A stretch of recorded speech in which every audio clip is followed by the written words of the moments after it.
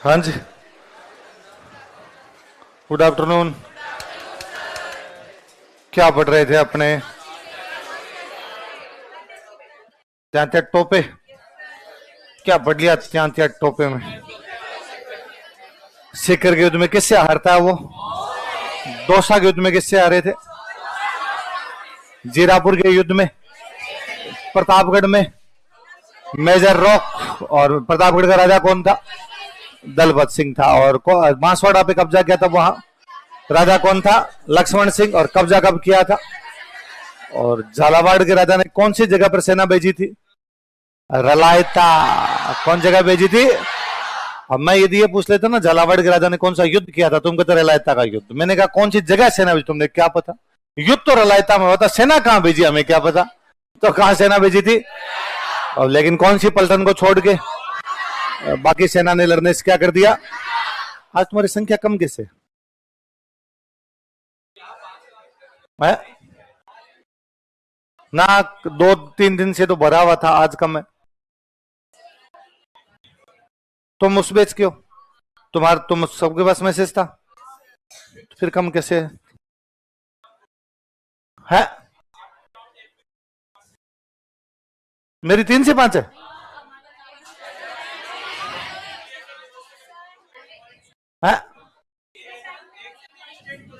1 से 3 ही है। हाँ तो उससे क्या फर्क पड़ता है भाई? तुम्हें तो 1 बजे आना है ना, फिर कुछ ही पढ़ाए ना यहाँ है? आते ही नहीं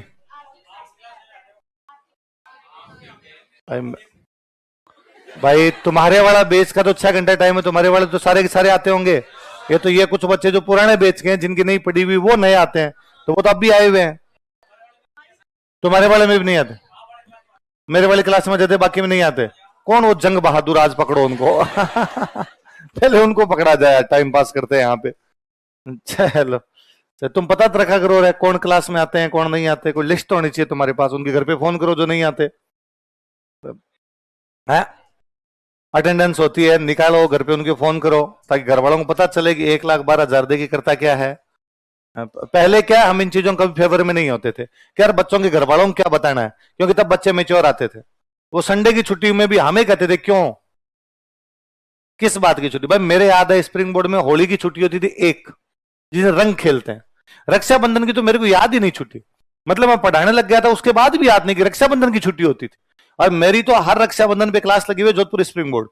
यहाँ पे फिर भी कई बार इक्का दुक्का बार छुट्टी कर लिया करते, तो जोधपुर स्प्रिंग बोर्ड वाले कभी छुट्टी नहीं करते थे। तो वो फिर मेरे को बुला लेते भाई आप आ जाओ हमारे इधर क्लासे ले लो, तो मैं उधर क्लासे ले लिया करता था। अब तुम्हें रक्षाबंधन की छुट्टियां चाहिए, तुम्हें होली की छुट्टियां चाहिए, तुम्हें दिवाली की तो तुम ऐसे मांगते हो ऐसे कोई छोटी टावर होंगे 10-15 दिन की होती है। हाँ जैसे जैसे कॉलेज में छुट्टियां मिलती है वैसे वैसे। तो ये ना, ये तुम्हारा भ्रम रहता है कि हम जल्दी पढ़ने चले जाएंगे तो जल्दी कोचिंग कर लेंगे। पढ़ाई ज्यादा तब होती है जब या तो आप खुद सिंसियर हो या सामने टारगेट हो। दो ही सूरत है, या तो आप खुद इतने सिंसियर हो कि नहीं भाई मुझे पढ़ना ही है, 2 साल इस कोचिंग को खत्म करने में लगेंगे, 1.5 साल इसको वापस रिवीजन करने में लगेंगे, तो ये 3-3.5 साल का टाइम कैसे निकलेगा मुझे पता ही नहीं चलेगा। या सामने टारगेट दिखता हो कि साल भर बाद एग्जाम है, तो बाद में तो पढ़ना ही पड़ता है और कोई तरीका है नहीं बाद में, तब स्टूडेंट पढ़ता है। वरना फिर ज्यादातर के लगता है कर लेंगे, अभी तो समय पड़ा है। और समय इतना भागता है, इनको पूछो है, पता चला समय का तुम्हें? चलो और सुनाओ देखे। तो झालावाड़ में कौन सी पलटन को छोड़ के और बाद में कब्जा करके कितने रुपए लिए थे? रकमगढ़ के युद्ध में किसने सहायता की थी? जोध सिंह ने। कब हुआ था रकमगढ़ का युद्ध? और कुवाड़ा के युद्ध में किसने हराया था? रॉबर्ट्स ने। कुवाड़ा का युद्ध कब हुआ था? और सबसे पहले भीलवाड़ा में कहा आए थे? मांडलगढ़ के अंदर। अमरचंद बांटिया मूल रूप से कहां के थे? क्रांति में किसका साथ दिया था? कैसे सहायता की थी? कहां पे की थी? इसलिए उनको क्रांति का, और वो राजस्थान के पहले शहीद है क्रांति। बीकानेर का राजा कौन था? कहां पे जाके सहायता करता है? इसलिए अंग्रेजों ने टिप्पी परगने के 41 गांव दिए थे। जयपुर के कौन से राजा ने कौन से पॉलिटिकल एजेंट कहने पर कौन कौन से विद्रोही पकड़े थे? सादुल्ला खां, उस्मान खां, विलायत खां। और तो अंग्रेजों ने क्या उपाधि दी? कौन सा परगना दिया? कोटपुतली परगना। और सामोद का कौन था, उसने क्या सलाह दी? और डूंडोलोद का कौन था? फैजल अली खान। उसने किसको सहायता दी? मुगल बादशाह को कैसी सहायता दी थी? सैनिक। और कौन सी रियासत का दीवान विद्रोहियों के पक्ष में चला गया था? अलवर। दीवान का नाम क्या था? और राजा कौन कौन थे अलवर में? वो किसका साथ दे रहे थे? और विनय सिंह ने सेना कहां भेजी थी? और वो सेना कहां हार गई थी? अछनेरा में हार गई थी। भरतपुर में राजा कौन था? जसवंत सिंह। कौन से अपने पॉलिटिकल एजेंट को क्या सलाह दी थी? और कौन से समुदाय विद्रोह में भाग लेते हैं? और इनका नेता कौन था? धौलपुर में विद्रोह दबाने के लिए सेना कहां से आई? कौन से राजा ने बुलाई? किसने? भगवंत सिंह। विद्रोही कहां कहां से आए थे? उनके नेता कौन थे? और पहले विद्रोह की शुरुआत किसने की थी? टोंक में महिलाओं ने भाग लिया, ऐसा कौन सा नाटक कहता है? किसने लिखा था? नीमच के विद्रोहियों का जनता ने स्वागत कहां किया था? उनका पीछा कौन कर रहा था? जैक्सन का सामना कौन करता है? तो बाद में ताराचंद पटेल को फांसी लगा दी गई थी। टोंक का नवाब कौन था? वो किसका साथ दे रहा था? बहादुर शाह जफर से कौन मुलाकात करता है? मोइनुद्दीन। और अहमद यार खान किससे कांटेक्ट कर रहा था? और शहजादा फिरोज कहां पे बैठा हुआ था? और एक और विद्रोही था, नवाब का मामा था, मीर आलम खान। कौन था? कोटा में विद्रोह हुआ क्योंकि किसान किस नीति से परेशान थे? सिपाही किस वजह से परेशान थे? चर्बी वाले कारतूसों का कांड। वकील जयदयाल क्यों नाराज था? कोटा का विभाजन करके। और कोटा की सारी शक्तियां किसको दे दी गई थी? दीवान को दे दी गई थी। कोटा में विद्रोह करने वाले कौन कौन थे? रिसालदार मेहराब खान। वकील जयदयाल कहां का था? और रिसालदार मेहराब खान। और ये विद्रोह कब करते हैं? और कौन से राजा को गिरफ्तार कर लेते हैं? और कौन से पॉलिटिकल एजेंट को मार देते हैं? उसके दो बेटे मार दिए थे, दो डॉक्टर मार दिए थे, एक महाराव का प्रतिनिधि मार दिया था। समझौता किसने करवाया था? कितने शर्तों का समझौता था? किसको कहा था परिवार को ले जाओ? और किसने सहायता की थी बाद में? और कोटा को कौन सा अंग्रेज मुक्त करवाता है? कब करवाता है? किस किस को फांसी लगाई गई थी? राम सिंह की तोपों की सलामी घटाकर और उसको लॉर्ड मेयो के अजमेर दरबार में, और मदन पाल को।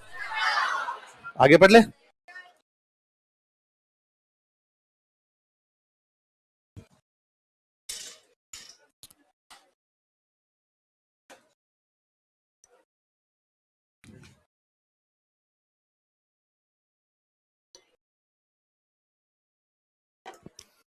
सिक्कर में त्यादा टोपे तो क्या है?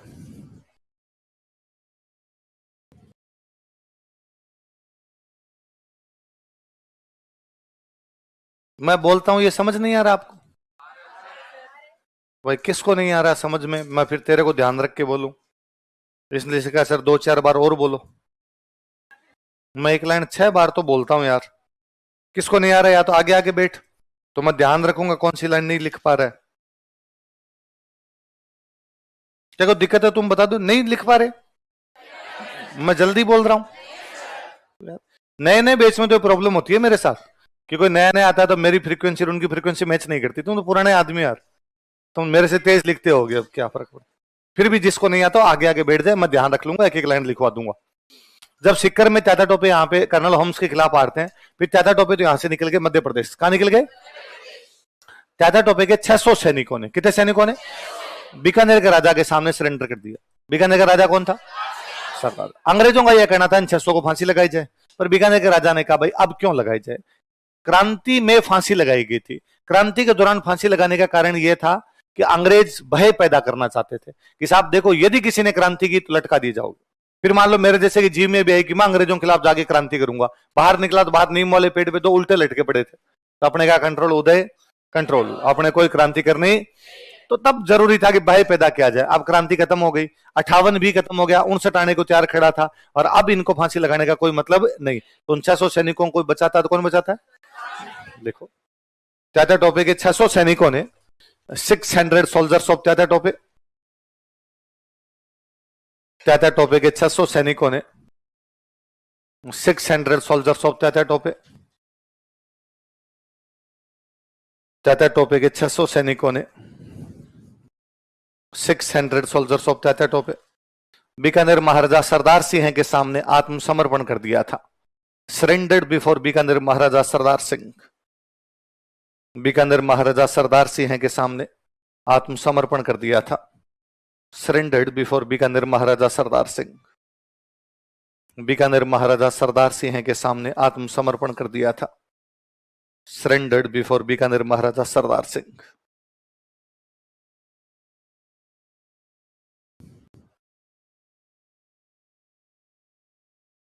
तात्या टोपे यहां से निकल के जाते हैं मध्य प्रदेश। मध्य प्रदेश में एक जगह है नरवर। कौन सी जगह है? वहां तात्या टोपे के एक दोस्त है और दोस्त का नाम है मान सिंह।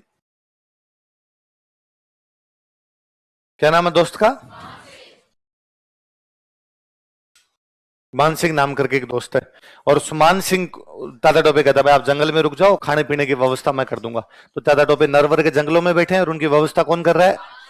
एक दिन पुलिस ने मान सिंह को पकड़ लिया। बता कहां है? उसने कहा फॉलो मी। तो मान सिंह के विश्वासघात के कारण किसको पकड़ लिया गया? तात्या टोपे। कौन सी जंगल में? देखो, मान सिंह के विश्वासघात के कारण, ड्यू टू बीट्रेल ऑफ मान सिंह, मान सिंह के विश्वासघात के कारण, ड्यू टू बीट्रेल ऑफ मान सिंह, मान सिंह के विश्वासघात के कारण, ड्यू टू बीट्रेल ऑफ मान सिंह, तात्या टोपे को नरवर के जंगलों से गिरफ्तार कर लिया गया था। Tatya Tope was arrested from jungles of Narwar. Narwar Madhya Pradesh में भाई। तात्या टोपे को नरवर के जंगलों से गिरफ्तार कर लिया गया था। Tatya Tope was arrested from jungles of Narwar. Tatya Tope को नरवर के जंगलों से गिरफ्तार कर लिया गया था। Tatya Tope was arrested from jungles of Narwar. Tatya Tope को नरवर के जंगलों से गिरफ्तार कर लिया गया था। Tatya Tope was arrested from jungles of Narwar. और 18 अप्रैल 1859 को, कब की बात है? मध्य प्रदेश में एक जगह पड़ती है शिवपुरी। कौन सी जगह है? यहां तात्या टोपे को फांसी लगा दी गई थी। तो तात्या टोपे को फांसी कहां लगाई गई? कब लगाई गई? शिवपुरी कहां पड़ता है? देखो, 18 अप्रैल 1859 ईस्वी को, on 18th April 1859 AD, 18 अप्रैल 1859 ईस्वी में, 18th April 1859 AD, शिवपुरी नामक स्थान पर एट पैलेस नामक शिवपुरी, शिवपुरी नामक स्थान पर एट पैलेस नामक शिवपुरी,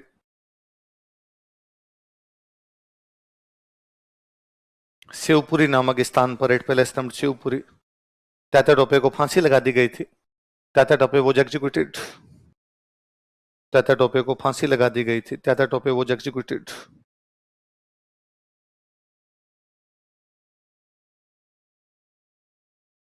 तात्या टोपे को फांसी लगा दी गई थी। Tatya Tope was executed.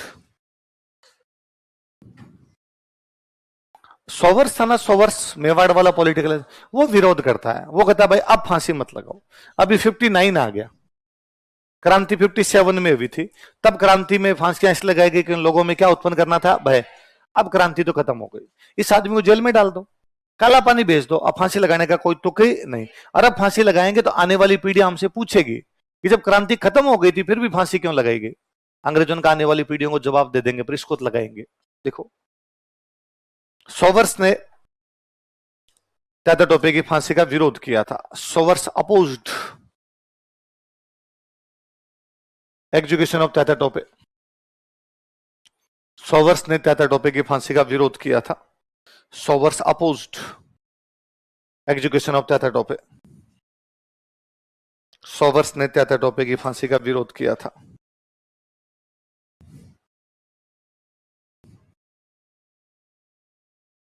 सोवर्स ने तात्या टोपे की फांसी का विरोध किया था। कुछ लोग अपने राजस्थान में तात्या टोपे का सपोर्ट करते हैं, तो किस किसने सपोर्ट किया था? लिखो,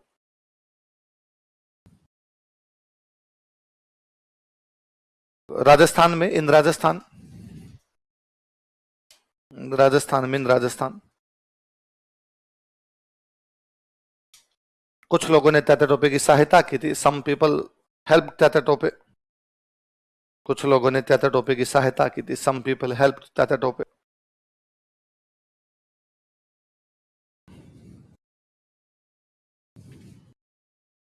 एक तो टोंक के एक बंदे थे नासिर मोहम्मद खां,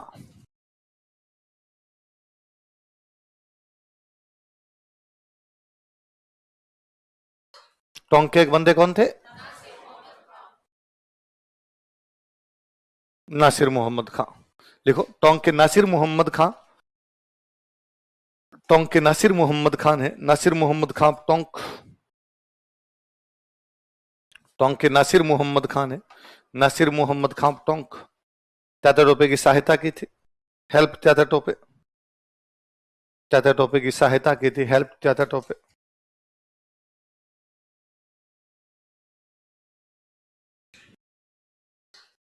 चाचा टोपे की सहायता की थी, हेल्प चाचा टोपे। बीकानेर के महाराजा के सामने चाचा टोपे कितने सैनिकों ने सरेंडर किया था? चाचा टोपे निकल गया था, तो कहते चाचा टोपे को 10 घोड़े दिए थे बीकानेर के राजा ने कि तू निकल इधर से। कितने घुड़सवारों की सहायता दी थी? लिखो, बीकानेर महाराजा सरदार सिंह ने, बीकानेर महाराजा सरदार सिंह, बीकानेर महाराजा सरदार सिंह ने, बीकानेर महाराजा सरदार सिंह, सरदार सिंह ने चाचा टोपे को 10 घुड़सवार सैनिकों की सहायता दी थी। Gave help of 10 cavalry soldiers to Chacha Tope, चाचा टोपे को 10 घुड़सवार सैनिकों की सहायता दी थी। Gave help of 10 cavalry soldiers to Chacha Tope, चाचा टोपे को 10 घुड़सवार सैनिकों की सहायता दी थी। Gave help of 10 cavalry soldiers to Chacha Tope, चाचा टोपे को 10 घुड़सवार सैनिकों की सहायता दी थी। किसने? दो वो बंदे आपके, सलूम्बर में सामंत कौन था? केसरी सिंह। और कोठारिया में कौन था? इन दोनों के पास चाचा टोपे रुक के गए थे। लिखो, सलूम्बर के केसरी सिंह, केसरी सिंह ऑफ सलूम्बर, सलूम्बर के केसरी सिंह, केसरी सिंह ऑफ सलूम्बर, तथा कोठारिया के Jodh Singh and Jodh Singh of Kotharia,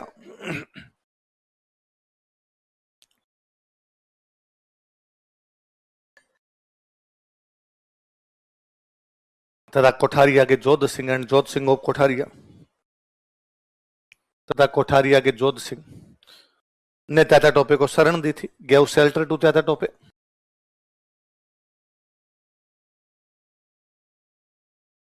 gave shelter to Chacha Tope, चाचा टोपे को शरण दी थी। Shelter, gave shelter to Chacha Tope, किसको शरण दी थी? चाचा। कोठारिया वाला जोध सिंह तो इस मामले में आगे निकल गया था। कोठारिया वाला जोध सिंह ने तो घर के बाहर बोर्ड लगा दिया था, जो अंग्रेजों के खिलाफ आगे रुक सकता है। तो उसने कई लोगों को, मतलब कुल मिला खूब सारे लोगों को शरण दी थी। लिखो, जोध सिंह ने कई अन्य लोगों को भी शरण दी थी। Jodh Singh gave shelter to some other people also, Jodh Singh ने कई अन्य लोगों को भी शरण दी थी। Jodh Singh gave shelter to some other people also.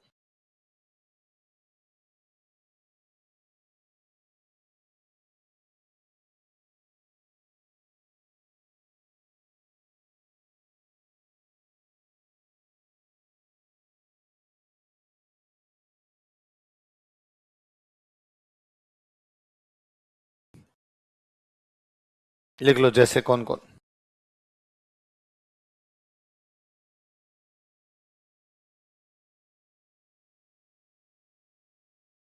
जैसे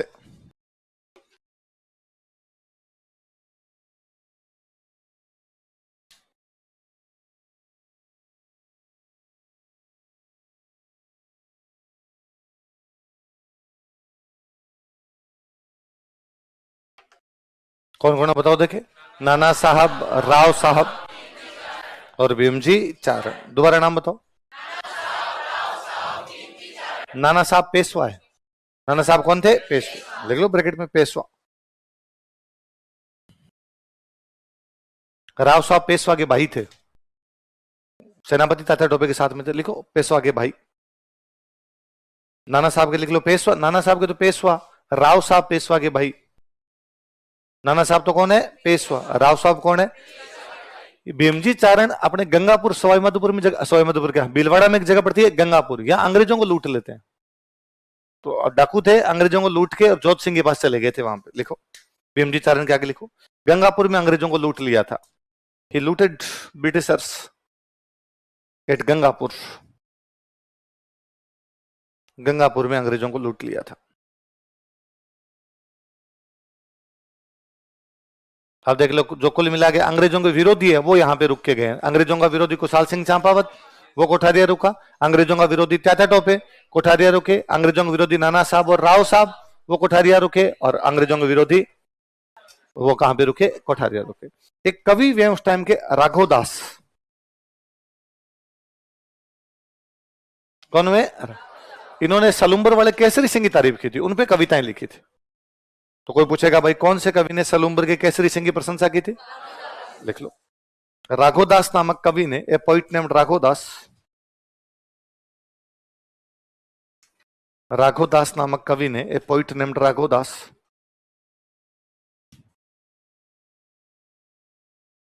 राघोदास नामक कवि ने, a poet named Raghodas, Salumbar के केसरी सिंह की प्रशंसा की थी। Praised Kesari Singh of Salumbar. सलुम्बर के केसरी सिंह की प्रशंसा की थी। Praised Kesari Singh of Salumbar.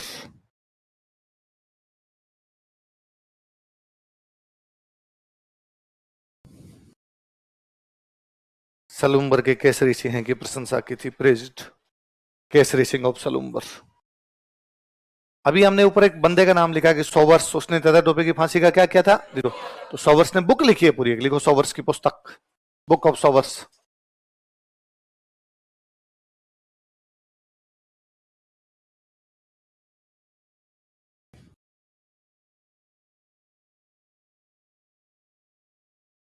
A missing chapter of the Indian mutiny. A missing chapter of the Indian mutiny.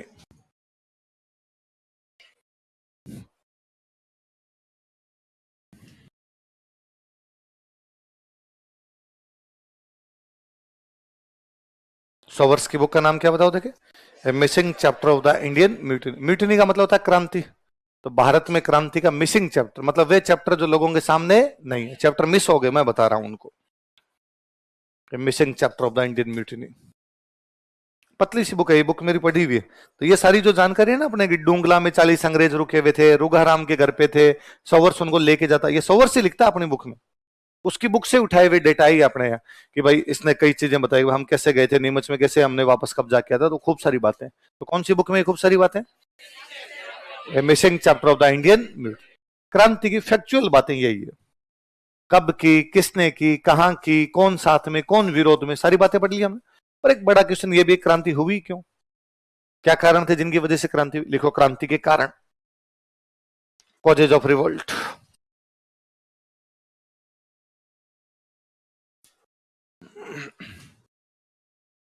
क्रांति के कारण, कॉजेज ऑफ रिवोल्ट।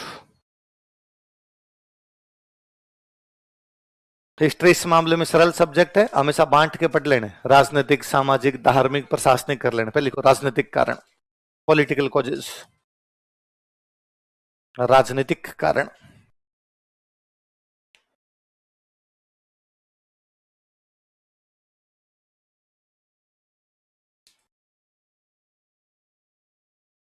अब क्या था देखो, सुनो, जैसे हमने दो बात पढ़ी, एक हमने बात पढ़ी कि अंग्रेज जो थे, नहीं, हमने ये पढ़ा कि कोटा में क्या किया अंग्रेजों ने, राजा से पावर लेके किसको दे दी? दीवान। अब कौन दीवान बनेगा, कौन नहीं बनेगा, किसके पास कितनी पावर होगी, ये अधिकार तो किसका था? राजा। संधि जब की गई थी, संधि में यह था कि आंतरिक मामले राजा के पास और बाहरी मामले अंग्रेजों के पास। बाहरी मामले कौन से होते हैं? लड़ाई। भाई कोटा का बूंदी से क्या मामला हो सकता है, ये कौन देखेगा? अंग्रेज। पर कोटा के अंदर क्या होगा, ये कौन देखेगा? राजा। पर जब अंग्रेजों के पास में सुरक्षा आई, तो सुरक्षा बड़ी पावरफुल चीज है, सुरक्षा आई तो राजा किस पे डिपेंड कर गए? अंग्रेजों पे। और जैसे अंग्रेजों पे डिपेंड हुए तो उन्होंने इंटरनल मामलों में क्या करना शुरू कर दिया? इंटरफेयर। और जब इंटरनल मामलों में इंटरफेयर होगा तो उन्होंने सब जगह, कोटा वाला तो दिखता है, हमने देखा था, बाकी सब जगह उन्होंने इस प्रकार के चेंज करने की कोशिश की। इसलिए जनता में अंग्रेजों के खिलाफ सेंटिमेंट होंगे या पक्ष में आएंगे लोग? लिखो, अंग्रेज रियासत के आंतरिक मामलों में हस्तक्षेप करते थे। Britishers interfered in internal affairs of state. अंग्रेज रियासत के आंतरिक मामलों में हस्तक्षेप करते थे। Britishers interfered in internal affairs of state. अंग्रेज रियासत के आंतरिक मामलों में हस्तक्षेप करते थे। Britishers interfered in internal affairs of state. अच्छा, पहले कौन राजा बनेगा कौन राजा नहीं बनेगा ये कौन डिसाइड करता था? राजा। या तो राजा कहता मेरा बड़ा बेटा राजा बनेगा, कई बार राजा कहता बड़े को मत बनाना, 3 नंबर को राजा बना देना। कई बार ये होता कि सामंत जो होते वो कहते कि ना साहब इसको नहीं बनाएंगे इसको बनाएंगे, पर कुल मिला के अंदर का मामला अंदर ही से लट रहा था। अब एक राजा के 10 बेटे हैं, इनमें से कौन सा राजा बनेगा जिसको अंग्रेज चाहेंगे? जिसको? तो अब उन 10 को भी पता है कि हमारे में से वही राजा बनेगा जो किसका खास होगा, तो वो किसका खास बनने का प्रयास करते। तो अब वो टैक्स बढ़ाएंगे कम करेंगे, फिर अंग्रेज जितने रुपए मांगे उतने देंगे। तो रियासत के उत्तराधिकार के जो मामले थे उनमें भी अंग्रेज क्या करने लगे थे? इंटरफेयर। और उनमें जब इंटरफेयर होगा तो उनका खास बनेगा, उनका खास बनेगा तो टैक्स बढ़ाएगा, टैक्स बढ़ाएगा तो जनता का क्या होगा? शोषण होगा। देखो, अंग्रेज रियासत के उत्तराधिकार मामलों में हस्तक्षेप करते थे। Britishers interfered in succession affairs of state.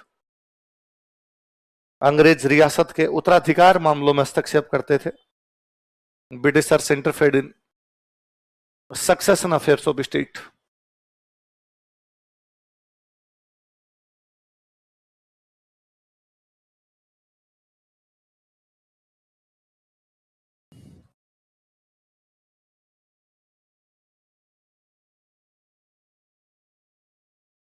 कौन से मामलों में? अंग्रेजों ने कहा कि भाई सुरक्षा की जिम्मेदारी हमारी है, सुरक्षा के लिए अंग्रेजों ने क्या बनाई? सेनाएं। उन सेनाओं के खर्चे किस पे डाल दिए गए? जनता। राजा, राजा ने किस पे डाल दिए? जनता। तो भी जनता का शोषण ही हुआ। देखो, राज्यों की सुरक्षा के लिए, फॉर सिक्योरिटी ऑफ स्टेट्स, राज्यों की सुरक्षा के लिए, फॉर सिक्योरिटी ऑफ स्टेट्स, अंग्रेजों ने नई सेनाओं का गठन किया था। Britishers formed new forces. अंग्रेजों ने नई सेनाओं का गठन किया था। Britishers formed new forces. अंग्रेजों ने नई सेनाओं का गठन किया था। अब सेनाएं कौन कौन सी थी पता ही है अपने को? नई सेनाओं का गठन किया था तथा इन सेनाओं के खर्चे and expenditures of these forces, तथा इन सेनाओं के खर्चे and expenditures of these forces, तथा इन सेनाओं के खर्चे and expenditures of these forces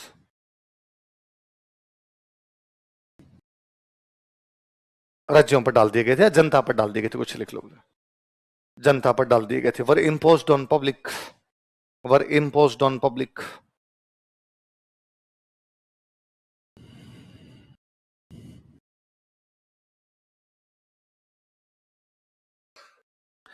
पुरानी रियासतों को तोड़ तोड़ के क्या बनाई? नई रियासत। अब इसका मतलब पुरानी रियासतें छोटी हो जाएगी, नई बनेगी वो भी छोटी, और रियासतें जब छोटी होगी तो राजा टैक्स ज्यादा लेगा हमेशा। लिखो, अंग्रेजों ने परंपरागत रियासतों को तोड़कर नई रियासतों का गठन किया। Britishers formed new states after dividing traditional states. अंग्रेजों ने पुरानी रियासतों को तोड़कर या परंपरागत रियासतों को तोड़कर नई रियासतों का गठन किया। Britishers formed new states after dividing traditional states. अंग्रेजों ने परंपरागत रियासतों को तोड़कर नई रियासतों का गठन किया।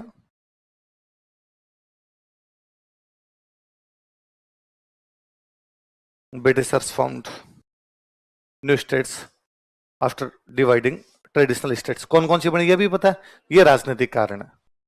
आंतरिक मामलों में इंटरफेयर, उत्तराधिकार के मामलों में इंटरफेयर, नई सेनाएं नई रियासत है, नई सेनाएं और नई रियासत। अब लिखो प्रशासनिक कारण, एडमिनिस्ट्रेटिव कॉजेज,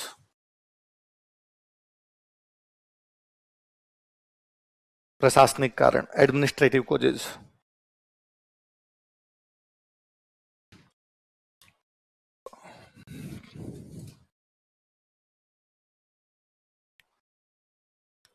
पहले राजा के राज्य में क्या होता था? एक भाग तो राजा संभालेगा, बाकी भाग कौन संभालते थे? कौन संभालते थे? यही था सामंत का क्या काम था? ये जो इलाका यहां से टैक्स लेगा, टैक्स लेके राजा के पास भेजेगा। इस इलाके में कोई लड़ाई झगड़ा होता है तो समझौता या न्याय का भी कौन करेगा? सामंत। राजा की कभी लड़ाई हो जाती है तो सेना लेके भी कौन जाएंगे? तो सामंत खूब सारे काम करता था। लेकिन अब तो पहले जब सामंत खूब सारे काम करता था, राजा किस पे डिपेंड करता था? सामंत। तो पहले यह था कि मान लो सामंत को उस इलाके से 1000 रुपए टैक्स मिला। कितना मिला? 1000 रुपए। तो उसने, राजा ने कहा भाई मेरे पास भी एक टैक्स, तो उसने टैक्स भेज दिया 600 रुपए, 400 रुपए रख लिए। कितने रख लिए? तो राजा ने पूछा भाई 400 किस बात कर रखे? तो उसने कहा भाई 100 रुपए तो मेरा खर्चा, 300 युद्ध में खर्च हो गए, क्योंकि राजा की तरफ से लड़ने के कौन जाते थे? सामंत। तो 300 युद्ध में खर्च हो गए। ठीक है भाई, अब अंग्रेज आ गए, अब युद्ध की जिम्मेदारी किसकी? अंग्रेजों। अब राजा ने कहा 900 भेज। कितने भेज? 900। अब सामंत के पास में रुपए बचेंगे कम, कम बचेंगे उसके पास खर्चे, उसके पास थोड़ी इनकम क्या हो जाएगी? कम। तो उसने फिर अपनी तरफ से कोई टैक्स वगैरह लगाने शुरू कर दिए। ये भी जनता का क्या हुआ? अपने आप में शोषण। पहले जो उसकी इनकम थी वो इनकम क्या होने लगी थी? कम, क्योंकि पहले वो कई अलग अलग जैसे युद्ध का टैक्स लेता था, लेकिन अब वो युद्ध का टैक्स उसका समाप्त हो गया था। लिखो,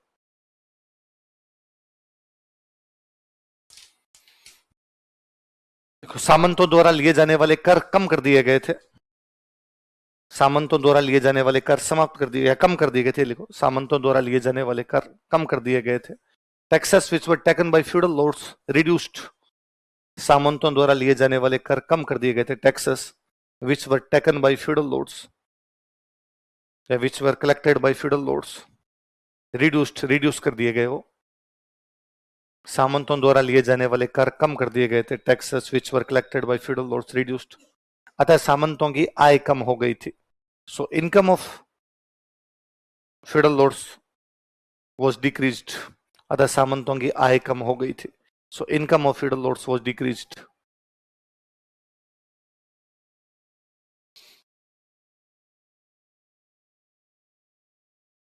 पहले राजा किस पे डिपेंड होता था? सामंत।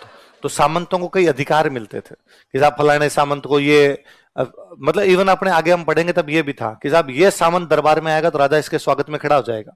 क्यों? क्योंकि इसने युद्ध जितवाया है ना। ये सामंत आएगा तो इस सामंत के स्वागत में ये चीजें की जाएगी। लेकिन अब वो कोई भी अधिकार जो थे वो उनके पास में नहीं। पहले ये था यही सामंत सेनापति बनेगा, तो सेनापति होता है उसका डेकोरम अलग ही होता है। साहब मैं जितवा के लाता हूं आपको, हमेशा इस सामंत को ये रोल दिया जाता है, इसको ये रोल दिया जाता है। लेकिन अब वो सारे के सारे क्या हो गए? समा। अब उनका एक ही काम था, अपने ठिकाने में बैठे रहो, टैक्स लेके चुपचाप राजा के पास में भेज दो। देखो, सामंतों के विशेषाधिकार समाप्त कर दिए गए थे। Special rights of feudal lords were ended. सामंतों के विशेषाधिकार समाप्त कर दिए गए थे। Special rights of feudal lords were ended.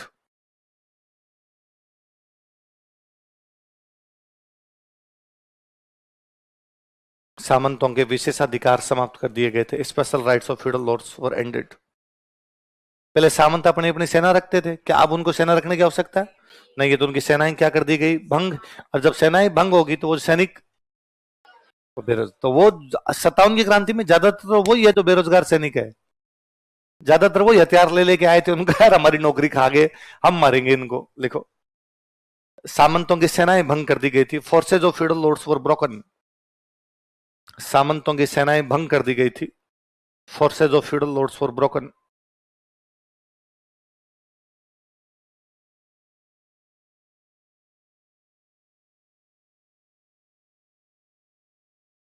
सामंतों की सेनाएं भंग कर दी गई थी। अतः सैनिक बेरोजगार हो गए थे। सो सोल्जर्स बिकम अनएम्प्लॉयड।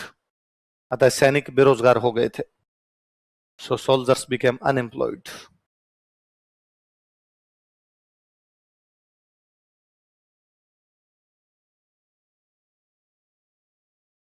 अब लिख लो आर्थिक कारण, इकोनॉमिक कॉजेज। पहले पॉलिटिकल पढ़ लिए, फिर एडमिनिस्ट्रेटिव पढ़ लिए, अब आपने इकोनॉमिक पढ़ लेते। इकोनॉमी हुई क्या तुम्हारी क्लास में? हुई है, चल रही है। इकोनॉमी में बेसिकली 3 सेक्टर होते हैं। अब तो होता है आपका, एक तो होता है एग्रीकल्चर, एक होता है ट्रेड और एक होता है सर्विस। तब सर्विस सेक्टर होता ही नहीं था, नौकरियां तो थी नहीं। तो तब के 3 ये अपने कि एक तो एग्रीकल्चर, एक होता था आपका इंडस्ट्री और एक होता था ट्रेड। आजकल इंडस्ट्री ट्रेड को हमने एक कर लिया है ना, और सर्विस तीसरा कर लेते हैं। उस समय आप मान लो एक तो है कृषि, एक है उद्योग और एक है व्यापार वाणिज्य। इन तीनों पर अंग्रेजों के आने के बाद प्रभाव पड़ा है। क्या पड़ा है? तो राजा अंग्रेजों को रुपए देते हैं सुरक्षा के बदले में, और रुपए कम होते थे ज्यादा ज्यादा, तो राजा ने क्या बढ़ाने शुरू कर दिए? कर। तो टैक्स ज्यादातर खेती पे होता था राजस्थान में, तो किस पे लगेगा? तो किसानों पर क्या बढ़ने लग गया? Land revenue. लैंड रेवेन्यू बढ़ा तो किसान क्या हो गए? नाराज। दूसरा कौन बचा? उद्योग। अंग्रेजों के आने के बाद में अंग्रेजों का माल ज्यादा, अंग्रेजों का भाई हमारा माल खरीदो, तो अंग्रेजों का माल क्या आने लग गया? ज्यादा।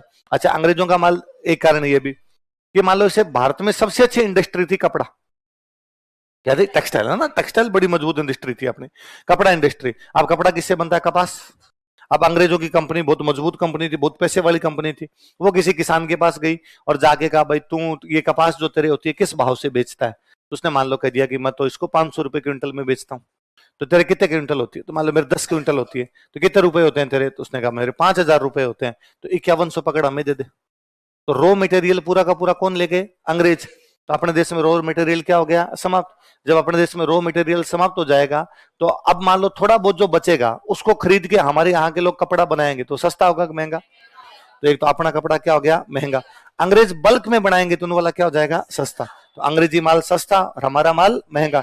तो हमारा माल बिकेगा कम, अंग्रेजों का बिकेगा ज्यादा। अब जब किसी का बिकेगा ही नहीं तो फैक्ट्री बंद ही तो होगी। जब फैक्ट्री बंद होगी तो मजदूर मजदूर बेरोजगार। दूसरा, अंग्रेजों की क्रांति हो गई थी औद्योगिक क्रांति। कौन सी हो गई थी? कुल औद्योगिक क्रांति का मतलब वहां मशीनें बन गई। क्या बन गई थी? मशीन। अपने कपड़ा कैसे सिला जाए? हाथों से। वहां पे कैसे था? मशीनों से। मशीनों वाला कपड़ा अच्छा होगा हाथ वाला?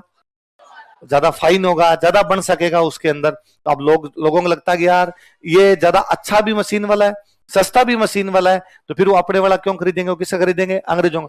तो अंग्रेजों का माल इतना ज्यादा आ गया था कि हमारे उद्योग धंधे क्या हो गए थे? बंद। ऐसा हमारे जो मजदूर थे वो क्या हो गए थे? बेरोजगार। तो अब वो किधर जाएंगे? वो खेती की तरफ गए। किधर गए भाई? होता क्या, हम 4 भाई हैं, 2 भाई करते हैं खेती, 2 भाई करते हैं फैक्ट्री में काम। ये था। अब फैक्ट्री बंद हो गई तो 2 भाई भी कहां पर आएंगे? खेती में। तो अब खेत छोटा पड़ जाएगा। अब एक अनार 100 बीमार। और खेत छोटे होंगे तब एक तो उनकी इनकम क्या होने लग जाएगी? कम। और उपज जो होगी वो होने लग जाएगी कम। खेत जब बड़ा होता है तो किसान के पास में रिसोर्सेज ज्यादा होते हैं, किसान उसके अंदर इन्वेस्टमेंट ज्यादा कर सकता है, उसमें खाद बीज का प्रयोग कर सकता है, दूसरी चीजों का प्रयोग हो सकता है। लेकिन अब वो दूसरी चीजें, बड़ा किसान होता तो कहता कुआं खुदवा लूं, छोटा किसान होता तो उसको लगता है इतने तो रुपए नहीं है, कुआं कहां से खुदवा लेंगे अपने। देखो, एक नंबर लिखो, राजाओं द्वारा अंग्रेजों को अत्यधिक धन दिया जाता था। राजाओं द्वारा अंग्रेजों को अत्यधिक धन दिया जाता था। Kings gave high money to Britishers. राजाओं द्वारा अंग्रेजों को अत्यधिक धन दिया जाता था। Kings gave high money to Britishers. राजाओं द्वारा अंग्रेजों को अत्यधिक धन दिया जाता था। Kings gave high money to Britishers. अतः उन्होंने भू राजस्व बढ़ाने प्रारंभ कर दिए थे। So they used to increase land revenue. अतः उन्होंने भू राजस्व बढ़ाने प्रारंभ कर दिए थे। So they used to increase land revenue. या वे भू राजस्व बढ़ाते रहते थे, कुछ ही लिख लो। अतः उन्होंने भू राजस्व बढ़ाने प्रारंभ कर दिए थे। So they used to raise land revenue. So they used to raise land revenue. क्या बढ़ाना शुरू कर दिए? बुरा। दूसरा लिखो, अंग्रेजी माल की अधिकता के कारण, due to abundance of British goods. अंग्रेजी माल की अधिकता के कारण, due to abundance of British goods. अंग्रेजी माल की अधिकता के कारण, due to abundance of British goods, हमारे घरेलू उद्योग धंधे बंद हो गए थे। Our domestic industry was closed. हमारे घरेलू उद्योग धंधे बंद हो गए थे। Our domestic industry was closed.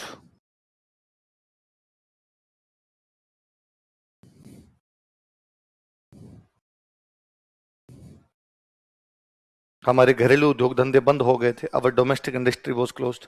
अतः मजदूर खेती की तरफ आ गए। So labourers were shifted to agriculture. अतः मजदूर खेती की तरफ आ गए थे या कृषि की तरफ आ गए थे। So labourers were shifted, shift हो गए वो। So labourers were shifted to agriculture. So labourers were shifted to agriculture. अतः मजदूर कृषि की तरफ आ गए थे।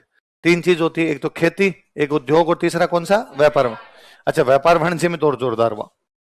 पहले भारत का ज्यादातर व्यापार वाणिज्य हुआ करता था लैंड रूट, है ना। और लैंड रूट से आप कहीं से भी जाओगे तो राजस्थान बीच में आएगा भारत के। भाई भारत में किधर किधर व्यापार हो सकता है? भारत व्यापार कर सकता है अफगानिस्तान के साथ, भारत व्यापार कर सकता है पाकिस्तान के साथ, भारत व्यापार कर सकता है ईरान के साथ। यही तो अपना नजदीक देश, सब में राजस्थान क्रॉस होगा। आप कलकत्ता से जाओगे तो राजस्थान क्रॉस करोगे, दिल्ली से जाओगे तो राजस्थान क्रॉस करोगे, बॉम्बे से जाओगे तो राजस्थान क्रॉस करोगे। बिना राजस्थान क्रॉस के रास्ते नहीं थे। सारे के सारे अपने रास्ते किसके अंदर से होके जाते थे?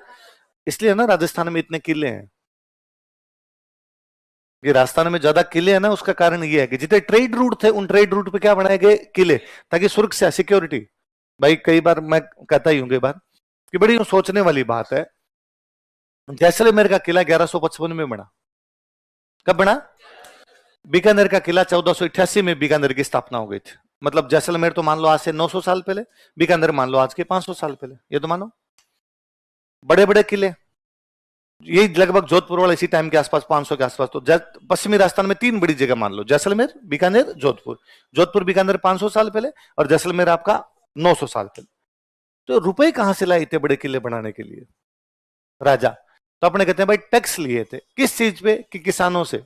किसानों से। तो खेती तो अब भी नहीं होती वहां, और जैसलमेर में तो आदमी नहीं है। वर्ग किलोमीटर में 17 आदमी आज रहते हैं, तो किससे ले रहे थे वो टैक्स?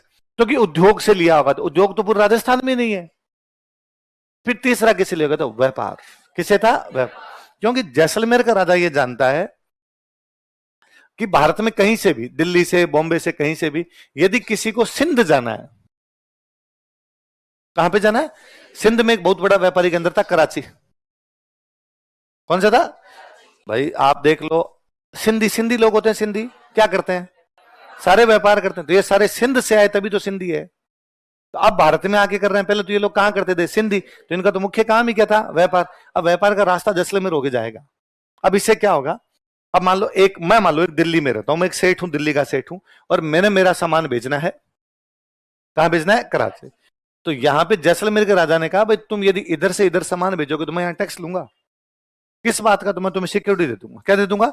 और उस समय व्यापारियों को सिक्योरिटी बहुत जरूरी हुआ करती थी। तो उनका ठीक है भाई, हम तुम्हें सिक्योरिटी देंगे, तुम हमें क्या दे दो? हम तुम्हें टैक्स दे देंगे, तुम हमें क्या दे दो? सिक्योरिटी। ये तो राजा की बात होगी। अब मान लो जैसलमेर में भी एक सेठ जी बैठे हैं। उन सेठ जी ने कहा दिल्ली वाले सेठ को, यार तू इतनी दूर जाएगा, इससे अच्छा तू मेरे तक पहुंचा दे, मैं आगे पहुंचा दूंगा। इधर वाले का तू मेरे तक दे दे, मैं आगे दे दूंगा। तो बीच में तेरे क्या चाहिए? कमीशन। ठीक है यार, इतना लंबा नहीं पड़ेगा, मैं आप तक भेजूंगा और आप वहां तक भेज देंगे, ये भी ठीक रहेगा। अब ये जो जैसलमेर में सेठ जी बैठे हैं, इनको सामान यहां से यहां भेजना है, यहां से यहां भेजना है। तो सामान भेजने के लिए लोग तो चाहिए। तो जो जैसलमेर में ऊंट गाड़ी वाला था, उसको सेठ जी ने कहा तो सामान बेच गया। ऊंट गाड़ी वाले की कमाई, सेठ जी के भी कमाई, राजा के भी कमाई, पूरा इकोसिस्टम है, पूरा पूरा इकोसिस्टम डेवलप कर लिया। ये का ये भी बीकानेर साइड के, तो मेरे को व्यापारिक मार्ग याद है कि मान लो अफगानिस्तान से किसी को भारत में आना है, तो पूरा रूट था उनका कि अफगानिस्तान से वो आते पाकिस्तान, पाकिस्तान में एक जगह पड़ती है मुल्तान, है ना, मुल्तान। मुल्तान से पाकिस्तान में एक जगह पड़ती है बहावलपुर। कौन सी है? ज्योग्राफी वाले सर ने, बहावलपुर से आते वो अपने गंगानगर में एक जगह पड़ती है अनूपगढ़। अनूपगढ़ से फिर आगे बीकानेर में एक जगह पड़ती है महाजन। महाजन से बीकानेर में पड़ता है लूणकरणसर। लूणकरणसर बीकानेर में पड़ता है गारबदेसर। गारबदेसर से बाद में चूरू, चूरू से लाडनू, लाडनू से डीडवना, डीडवना से सांबर, सांबर से नरेना, नरेना से फागी, फागी से देवली, देवली से बूंदी, बूंदी से कोटा, कोटा से शाहबाद, शाहबाद से ग्वालियर, ग्वालियर से झांसी। मध्य प्रदेश घुस गए, अफगानिस्तान से मध्य प्रदेश। अच्छा, किसी को मध्य प्रदेश की तरफ नहीं जाना, उसको तो दिल्ली जाना है, वहां से वो रूट सेम लेता। अफगानिस्तान से मुल्तान, मुल्तान से बहावलपुर, बहावलपुर से अनूपगढ़, अनूपगढ़ से महाजन, वहां से लूणकरणसर, लूणकरणसर से गारबदेसर, गारबदेसर से वो आता चूरू, चूरू से जाता हिसार, हिसार से दिल्ली। रूट चेंज हो गया। अच्छा, कोई कहता मेरे को तो इधर नहीं जाना, मेरे को तो इधर से इधर पाकिस्तान की तरफ निकलना है, इधर वापस वो का वो रूट लेता। अफगानिस्तान से मुल्तान, मुल्तान से बहावलपुर, बहावलपुर से अनूपगढ़, अनूपगढ़ से महाजन, महाजन से बाद में आता वो लूणकरणसर, लूणकरणसर से आता गारबदेसर, सीधे आते बीकानेर, बीकानेर से हो जाते फलोदी, फलोदी से जाते जैसलमेर, जैसलमेर से पाकिस्तान। सारे के सारे रूट बीकानेर के अंदर से है। इसलिए हर अच्छा, इधर पंजाब की तरफ किसी को निकलना, बीकानेर, बीकानेर से फिर हनुमानगढ़, हनुमानगढ़ से आगे बठिंडा, बठिंडा से आगे पंजाब, उधर वाले रूट से घुस जाते हैं। इसलिए हर पंजाबी गाने में बीकानेर है। आप कोई पुराने गाना उठा के देखिए, उसके अंदर भी, जबकि हिसाब से, आज के हिसाब से देखो तो गंगानगर, हनुमानगढ़ आने चाहिए। क्या आने चाहिए भाई? बाउंड्री पे क्या लगते हैं, पर तब गंगानगर, हनुमानगढ़ को बीकानेर ही बोलते थे, क्योंकि तब राजा का स्टेट तो कौन सा था? बीकानेर। इसलिए आप कोई पंजाबी गाना सुनिए कि फुलकारी मंगाई में बीकानेर तो, चुन्नी मंगाई में बीकानेर तो, नगनी मंगाई में बीकानेर। नगनी अफीम को बोलते हैं। ये अफगानिस्तान वाली अफीम का रूट भी यही था। और ये रूट आज दिन तक भी लोगों के कैसे दिमाग में, आज भी पंजाब के लोग इलाज करवाने के लिए बीकानेर आते हैं। वो एक पूरी ट्रेन ही चलती है, कैंसर ट्रेन, कि उधर से बीकानेर में हॉस्पिटल है, पीबीएम सरकारी अस्पताल है। क्या वैसे अस्पताल पंजाब में नहीं है? है। क्या उससे अच्छे अस्पताल पंजाब में नहीं है? है।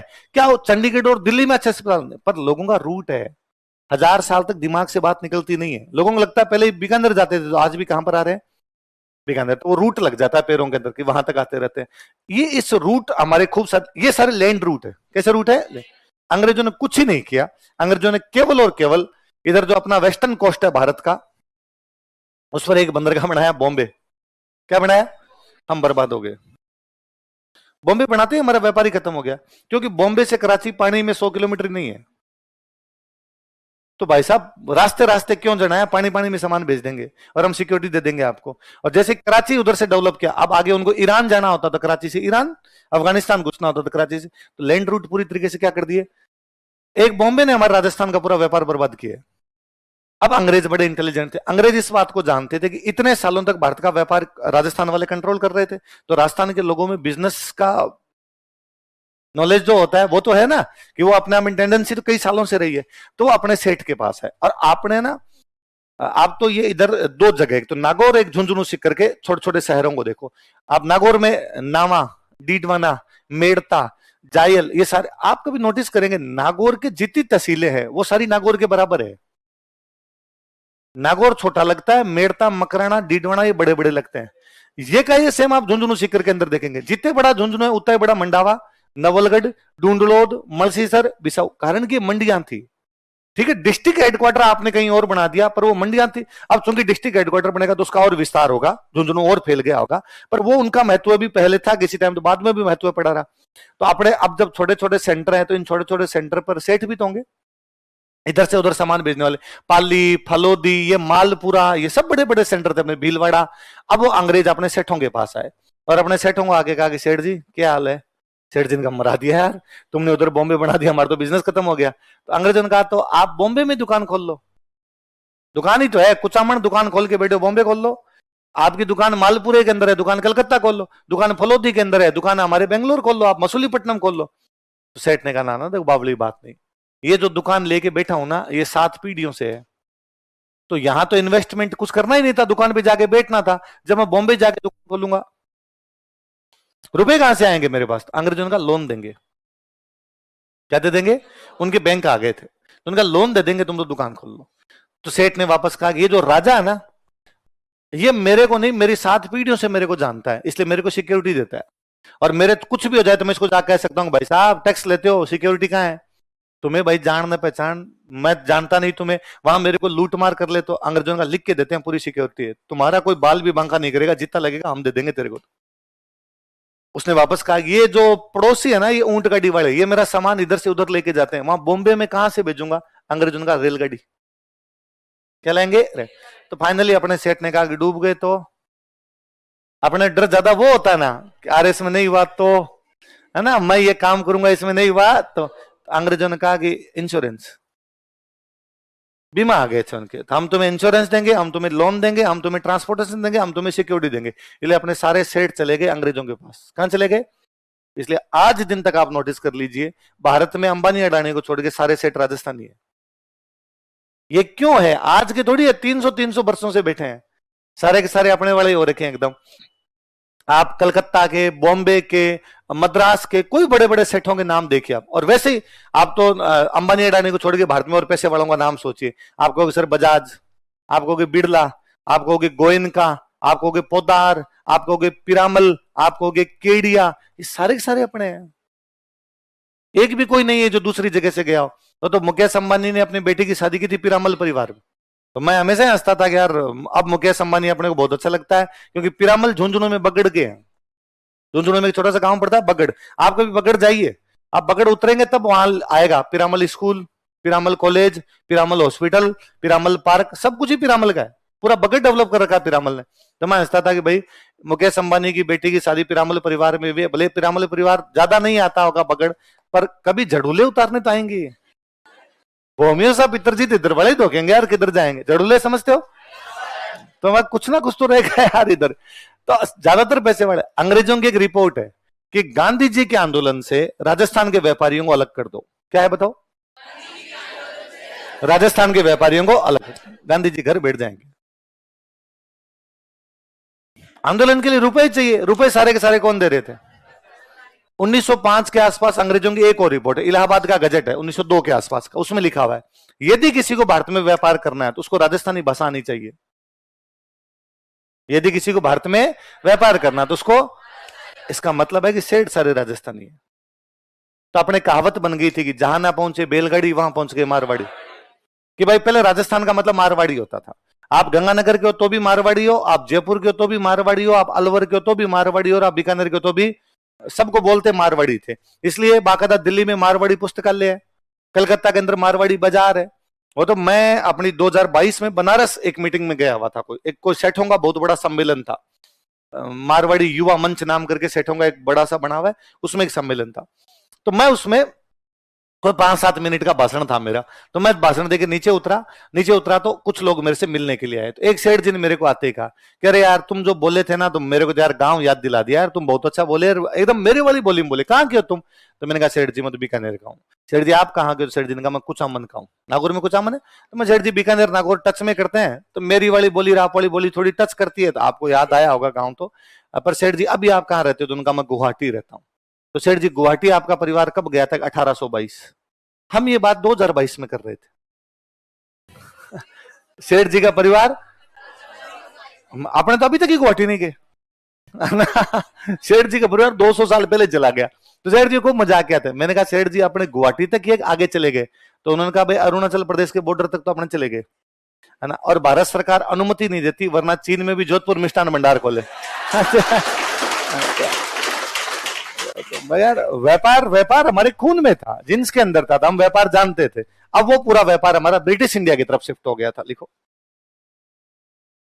इसी का तीसरा पॉइंट है ना, अंग्रेजों ने नए व्यापारिक मार्गों का विकास किया था। Britishers developed new trade routes. अंग्रेजों ने नए व्यापारिक मार्गों का विकास किया था। Britishers developed new trade routes. अंग्रेजों ने नए व्यापारिक मार्गों का विकास किया था। Britishers developed new trade routes. अतः हमारे व्यापारी ब्रिटिश भारत की तरफ चले गए थे। So our merchants were migrated, migrate हो गए उधर, है ना, were migrated to British India. अतः हमारे व्यापारी ब्रिटिश भारत की तरफ चले गए थे। So our merchants were migrated to British India. अतः हमारे व्यापारी ब्रिटिश भारत की तरफ चले गए थे। तो जनता के तो नुकसान ही हुआ ना भाई। सेठ जा सकता है, आम आदमी कैसे जाएगा? अतः हमारे व्यापारी कहां चले गए? पर भाई वो भी बड़े हिम्मत वाले लोग थे कि यहां सेठों के पास बड़ी बड़ी हवेलियां थी। सेठ ने वो हवेली छोड़ी और कलकत्ता में जाके दुकान खोल ली। वो अपना यहाँ पे कोई उसकी कोठी बनी हुई थी वो छोड़ी और बॉम्बे में जाके दुकान खोल ली। कई साल तक सेठ वापस आए होंगे, आते होंगे जाते होंगे, आते होंगे जाते होंगे। यहां से कई सालों बाद उनका कलकत्ता में बिजनेस इतना बड़ा हो गया कि उन्होंने इधर आना ही बंद कर दिया। तो इधर वाली उनकी जो हवेलियां और कोठियां थी उन पर अपने जैसे लोगों ने कब्जे कर लिए, और सेठों ने छुड़वाए भी नहीं। ये बात ठीक है, और कमाएंगे। फरी बो चरी बादो भूखो मरी। फरी वो चरी, जो फिरेगा वो चरेगा, बादो भूखो मरी, जो बंधा रहेगा वो मुर्जा। सेठों का विजन था, वो बहुत आगे का सोचते थे, बहुत बड़ा सोचते थे, इसलिए उन्होंने कमाई भी की। अपने सोचते इतना सा है। आते हैं आईएएस की तैयारी करने, फिर आते हैं आरएस पे, फिर सर पटवारी आ रखा है, एक बार ये दे लूं तो थोड़ा ठीक रहे।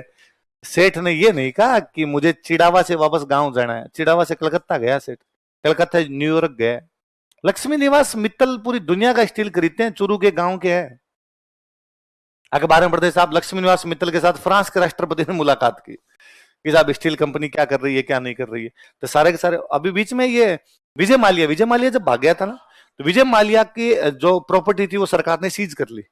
अब सरकार तो क्या करे, सरकार उसको बेचेगी प्रॉपर्टी को, और बेच के जो रुपए आएंगे वो बांटेगी लोगों में। यही तो होगा भाई, जो जो उससे प्रभावित है। तो विजय माल्या का गोवा के अंदर एक बंगला था, एकदम बीच के ऊपर बंगला। तो भाई कौन, तो किसी राजस्थानी ने खरीदा। तो विजय माल्या वाला बंगला जब बेचने की बात आई, भाई ये सरकार ने कहा बेचेंगे, तो सरकार ने उसकी रेट बहुत ज्यादा लगाई थी, बहुत ज्यादा रेट लगाई। तो इतनी रेट में तो कौन खरीदेगा। दूसरे दिन आया किसी ने खरीद लिया, वो राजस्थान का बंदा, और ऐसा बंदा इसको लोग जानते भी नहीं है। सेठ बैठा है, सेठ के पास खूब सारे रुपए हैं, सेठ को नाम करने की भी कोई आवश्यकता। रामनारायण राठी नाम करके सेठ है कलकत्ता में, अभी अपने बीजेपी सरकार जब ये राइजिंग राजस्थान करवा रही, तो राइजिंग राजस्थान ही बता, तो सेठों से बातचीत भाई इन्वेस्टमेंट कौन करेंगे? सेठ। तो सेठों से बातचीत करने के लिए गए होंगे, सेठ ने कहा होगा इन्वेस्टमेंट तो कर दें, पर हमारे गांव में लड़कियों के लिए कन्या वो स्कूल होना, सैनिक स्कूल होना चाहिए, लड़कियों के लिए सैनिक स्कूल। तो सरकार ने कहा भाई रुपए नहीं इतने हमारे पास, तो कैसे करें? सेठ ने कहा मैं दे दूंगा। 108 करोड़ रुपए दिए।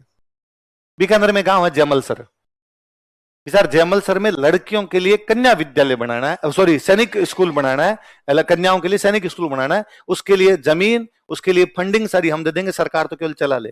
सेठ बेटा कलकत्ता, सेठ को आना भी नहीं है कभी, ना उसका परिवार कभी आएगा वापस गांव, पर सेठ का अपनी जड़ों से लगाव है। सेठ ने कहा दिए जाए साहब। यहां 108 देते ना, खाली 108 तो अड़ोस पड़ोस में 4 जगह बताते हैं चंदो दियो, इन दो 51 दिए थे, आबाद रुपया 100 दिया, करारो नोट काट के दियो अगला। मंदिर के नाम का चंदा दे तो भी 10 जगह यूं बताए जाते हैं, और यदि कोई यूं थोड़ा ज्यादा दे दे फिर तो भाई साहब अपने जीने नहीं देते आसपास में किसी को। सेठ कितना दे गया, और शायद शुरुआती कुछ राशि और लगेगी वो दिए जाएंगे।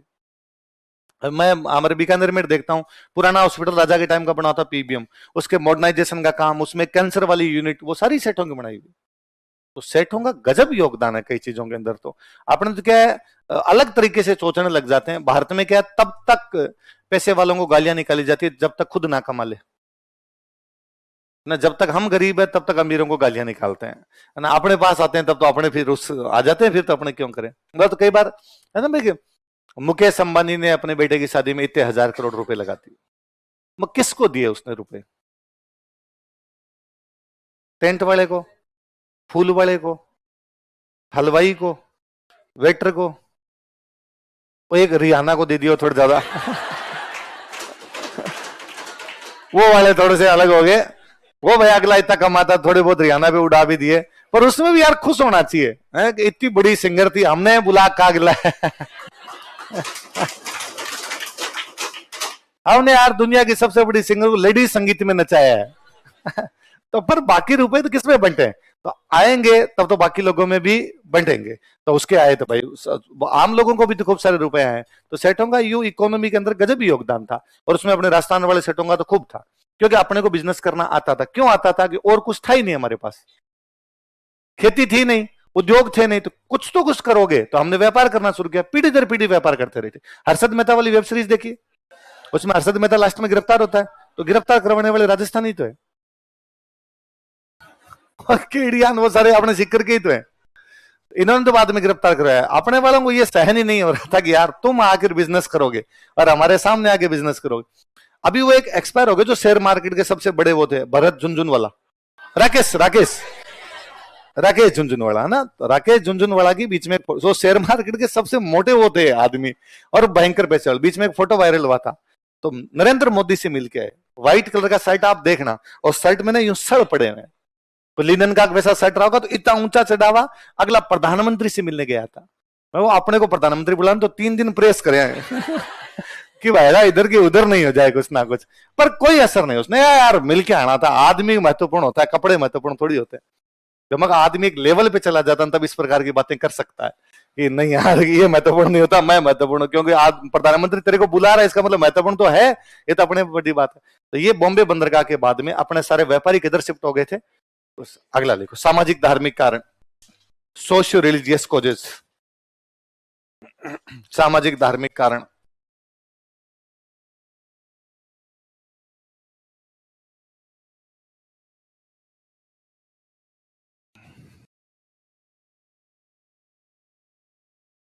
सामाजिक धार्मिक कारण, सोशियो रिलीजियस कॉजेज। देखो मन दोनों चीज एक साथ लिखवाई, क्योंकि भारत में समाज और धर्म जुड़ा हुआ है। भारत में समाज को धर्म से समाज को अलग ही, पर अपने दोनों की एक एक की बात कर ले। पहले समाज की बात करें। अंग्रेज, हर समाज में कुछ ना कुछ नियम होते हैं, अच्छे हैं बुरे हैं ये अलग बात है, पर हर समाज के नियम तो होते हैं। हमारे समाज में भी नियम था कि पति की मृत्यु के बाद महिला क्या हो जाएगी। हमारे समाज नियम था कि यदि पति की मृत्यु होगी तो महिला की दोबारा शादी नहीं। यहाँ यह भी था कि लड़कियां ज्यादा नहीं होनी चाहिए, ज्यादा होती तो मार देते। ये भी था कि लड़कियों को पढ़ाते नहीं। अंग्रेजों ने आके इन सब चीजों पर रोक लगाई। अंग्रेजों का सती प्रथा नहीं होगी, विधवाओं की शादी होनी चाहिए, लड़कियों को पढ़ाया जाना चाहिए, लड़कियों की वध नहीं, कन्या वध नहीं होना चाहिए। हमने इनका विरोध किया या इनके खिलाफ असंतोष था, और समाज को लगता था तुम कौन होते हो बताने वाले, ये तो हम जानते हैं ना भाई, रखनी है बाढ़नी है क्या करना है, लिखो। अंग्रेजों ने हमारे सामाजिक रीति रिवाजों में हस्तक्षेप किया था। Britishers interfered in our social customs. अंग्रेजों ने हमारे सामाजिक रीति रिवाजों में हस्तक्षेप किया था। Britishers interfered in our social customs.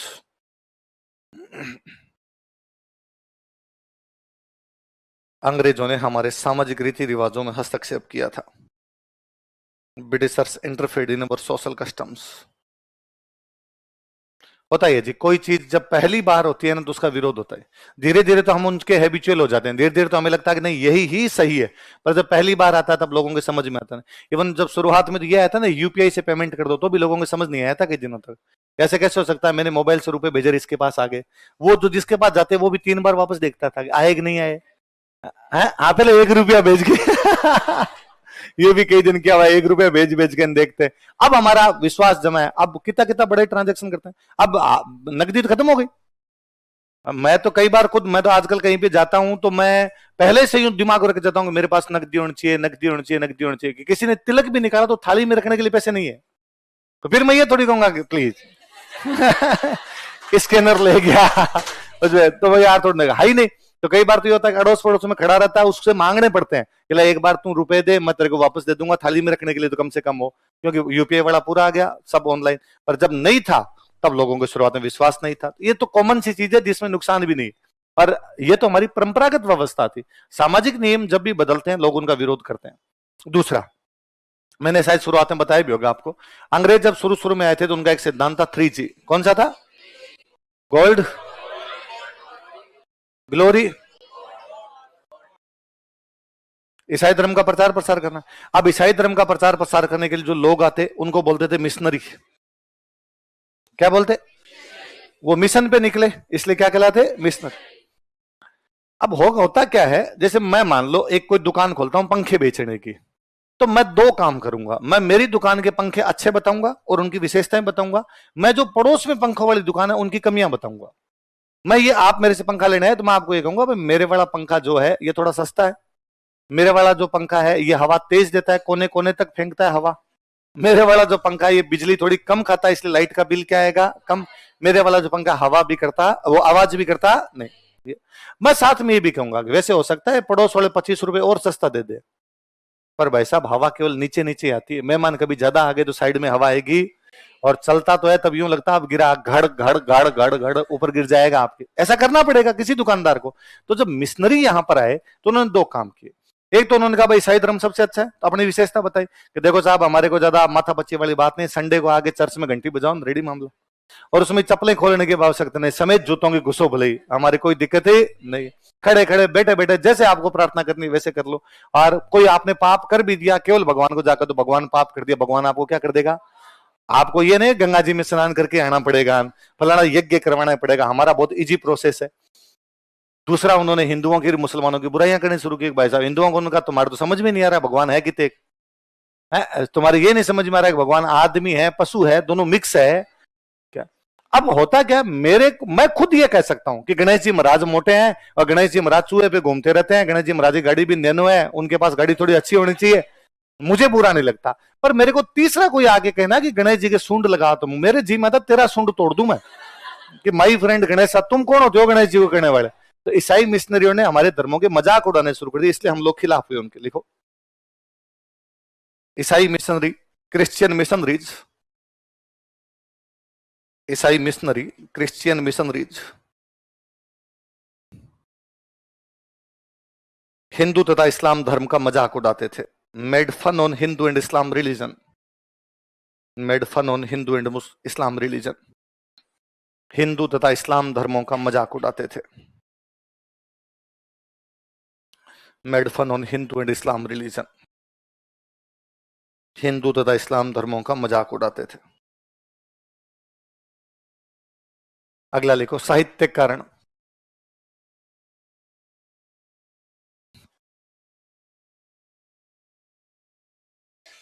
Literary causes, साहित्यिक कारण। लिटरेरी कोजेस, साहित्य मतलब किताबें। तो हमारे उस टाइम में ऐसी किताबें लिखी जा रही थी जिनमें अंग्रेजों के विरोधी भावनाएं थी। कैसी भावनाएं थी? और जैसे हमारे एक बूंदी में एक राइटर वे सूर्यमल मिश्रण, कौन वे?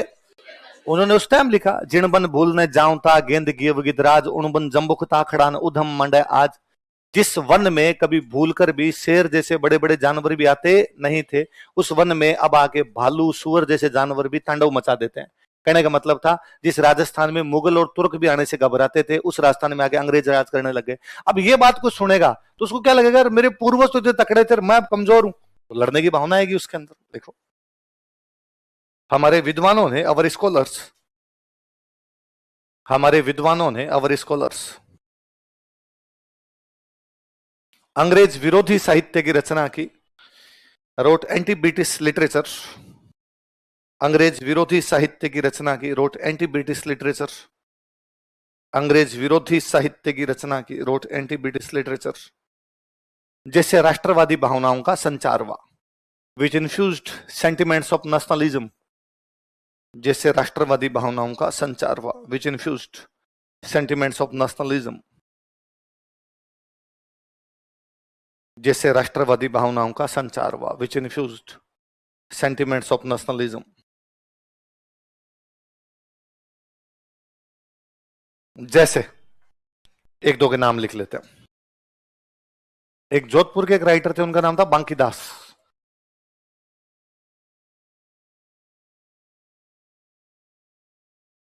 क्या नाम था?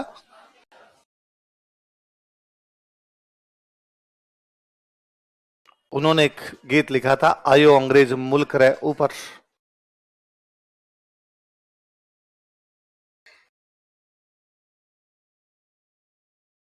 मुल्क मतलब क्या होता है? तो हमारे देश पर कौन आ गए हैं? अंग्रेज।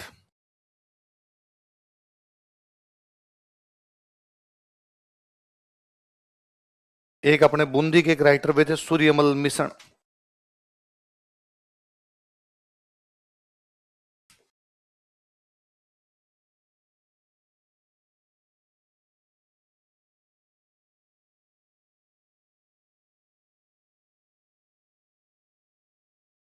एक बुक लिखी थी, वीर सतसई।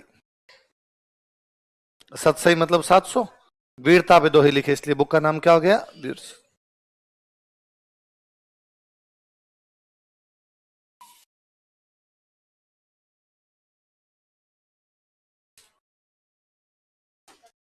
क्या बोला था?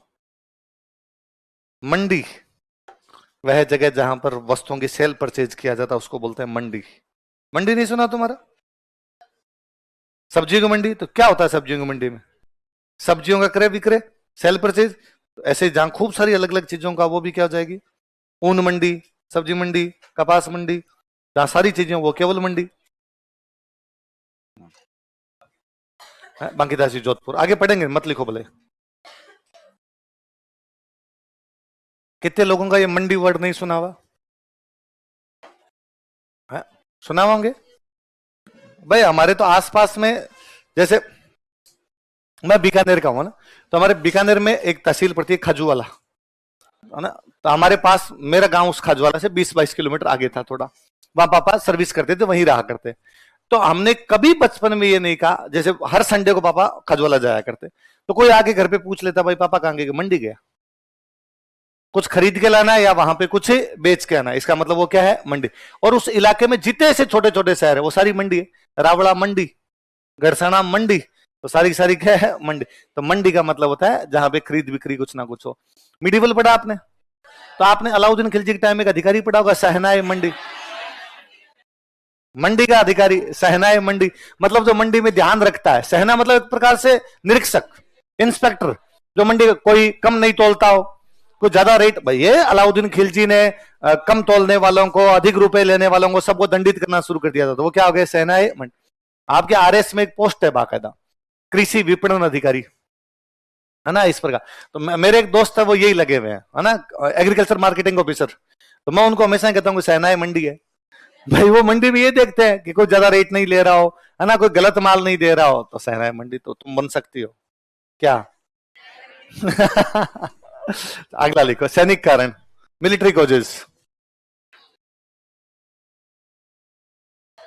है? मंडी का मतलब भयानक होता है। मंडपिका किसी टाइम में होते थे, मंडपिका। मंडपिका से फिर अपने से बोले नहीं कि, इसलिए हमने क्या बना दिए, मंडी। क्या हुआ? हाँ, कौन से नाम पे? अच्छा, तुम्हारा खुद का नाम है ये? कि मैं 4-5 बार और बोल दूंगा? राजी हो? चलो। क्या क्या कौन सा लिखा है? सैनिक। अब होता क्या था, अंग्रेजों ने सेना बनाई, अफसर होते थे अंग्रेज, और सैनिक कौन होते थे? इंडियंस। वो जो इंडियन सोल्जर होते थे, उनको अंग्रेज एक तो लोअर पोस्ट दिया करते, कभी भी हाइयर पोस्ट देते नहीं। एक उनकी सैलरी भी क्या होती थी? कम। ये तो छोड़ो, ये भी होता था कि काले लोगों का खाना अलग और गोरे लोगों का खाना अलग। नस्लीय भेदभाव। क्या था? Racial discrimination. रेस के आधार पर डिस्क्रिमिनेट करते। तो सैनिकों को यह लगता था, भाई हम लड़ते किसके लिए? अंग्रेजों के लिए, और हमारे साथ ही भेदभाव। इस वजह से भी सैनिकों ने क्रांति की थी। लिखो, पद व वेतन को लेकर रिगार्डिंग पोस्ट एंड सैलरी। पद व वेतन को लेकर रिगार्डिंग पोस्ट एंड सैलरी। पद व वेतन को लेकर रिगार्डिंग पोस्ट एंड सैलरी। अंग्रेज भारतीय सैनिकों के साथ नस्लीय भेदभाव करते थे। Britishers did racial discrimination with Indian soldiers. अंग्रेज भारतीय सैनिकों के साथ नस्लीय भेदभाव करते थे। Britishers did racial discrimination with Indian soldiers. अंग्रेज भारतीय सैनिकों के साथ नस्लीय भेदभाव करते थे। Britishers did racial discrimination with Indian soldiers.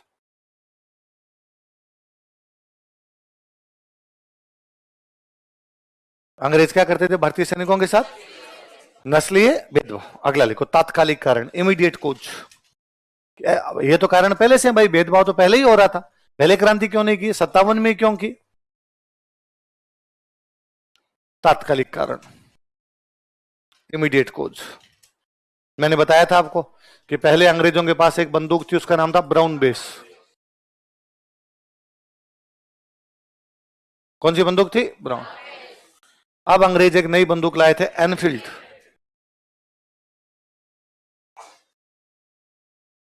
कौन सी लाए थे? और इस बंदूक में वो जो कारतूस यूज मिले थे वो कौन से थे? और भारतीय सैनिकों को लगता था कि चर्बी किसकी है? गाय और सुअर की। और अंग्रेज हमारा क्या करना चाहते हैं? धर्म भ्रष्ट। लिख लो, अंग्रेजों ने ब्राउन बेस के स्थान पर नई एनफील्ड राइफल का प्रयोग प्रारंभ किया था। Britishers started to use new Enfield rifles in place of Brown Bess. अंग्रेजों ने ब्राउन बेस के स्थान पर नई एनफील्ड राइफलों का प्रयोग प्रारंभ किया था। Britishers started to use new Enfield rifles in place of brown base. अंग्रेजों ने ब्राउन बेस के स्थान पर नई एनफील्ड राइफलों का प्रयोग प्रारंभ किया था। Britishers started to use new Enfield rifles in place of brown base. Brown base के स्थान पर नई एनफील्ड राइफलों का प्रयोग प्रारंभ किया था। Started to use new Enfield rifles in place of brown base. तथा इनमें चर्बी वाले कारतूसों का प्रयोग किया जाता था। And greased cartridges were used in them. तथा इनमें चर्बी वाले कारतूसों का प्रयोग किया जाता था। And greased cartridges were used in them.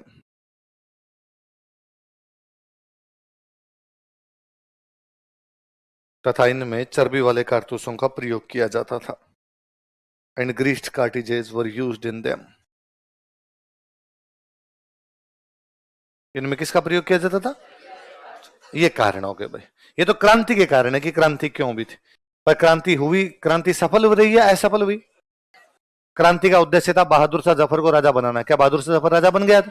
क्रांति का उद्देश्य था अंग्रेजों को देश से बाहर निकालना। क्या अंग्रेज चले गए थे? इसका मतलब क्रांति क्या हो गई? असफल। क्यों हो गई? वो भी तो कारण हो सकता। लिखो, क्रांति की असफलता के कारण, causes of failure of revolt.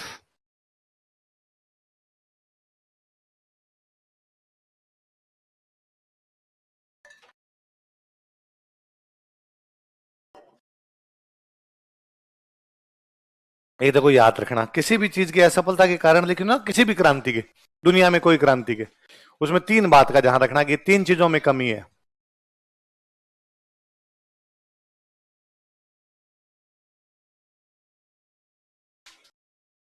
किस किस में कमी है बताओ?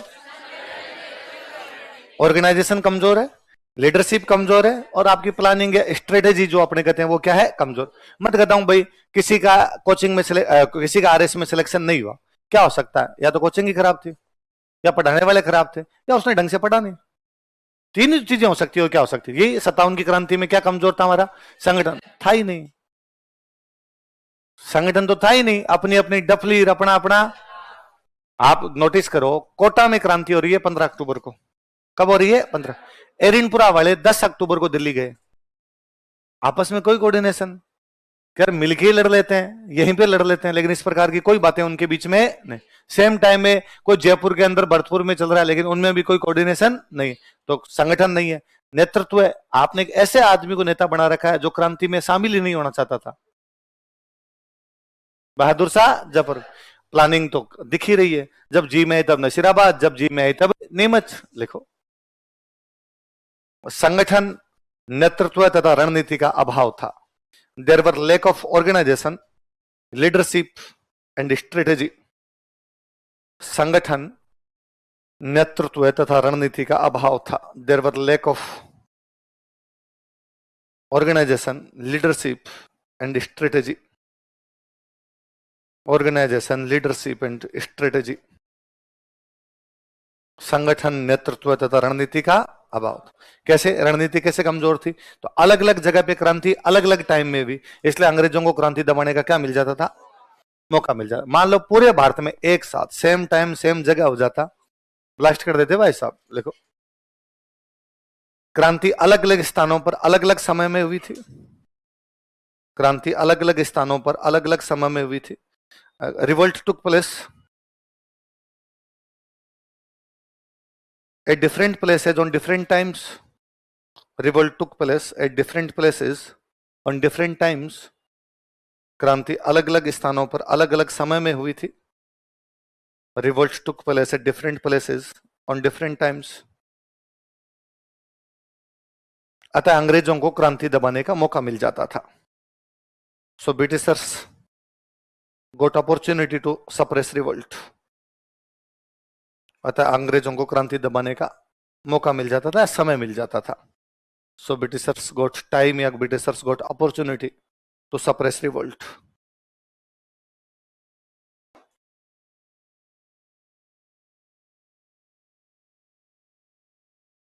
क्रांति में दो बड़े नेता है, एक तो बहादुर शाह जफर और एक नाना साहब। कौन कौन थे? और दोनों ने राजस्थान के क्रांतिकारियों से कोई कांटेक्ट नहीं किया। भाई बहादुर शाह जफर को सबसे पहले ध्यान ही राजस्थान पे देना था, क्योंकि दिल्ली के सबसे नजदीक क्या है। तो यदि बहादुर शाह जफर राजस्थान वाले राजाओं से कांटेक्ट कर ले तो कई सारे राजा इनके पक्ष में आ जाते, आपस में मीटिंग कर लेते, भाई इनका राज जाएगा, अपना राज जाएगा, इनको निकालना जरूरी है। तो क्या पता खूब सारे लोग कांटेक्ट में आते। अब उन्होंने कांटेक्ट किया नहीं, अंग्रेजों ने कर लिया, तो लोग किसकी तरफ चले गए? देखो, बहादुर शाह जफर तथा नाना साहब ने, बहादुर शाह जफर एंड नाना साहब, बहादुर शाह जफर तथा नाना साहब ने, बहादुर शाह जफर एंड नाना साहब, बहादुर शाह जफर तथा नाना साहब ने राजस्थान के विद्रोहियों से कोई संपर्क स्थापित नहीं किया था। राजस्थान के विद्रोहियों से कोई संपर्क स्थापित नहीं किया था। Did not establish any contact with rebels of Rajasthan. Did not establish any contact with rebels of Rajasthan. Rajasthan के विद्रोहियों से कोई संपर्क स्थापित नहीं किया था। Did not establish any contact with rebels of Rajasthan.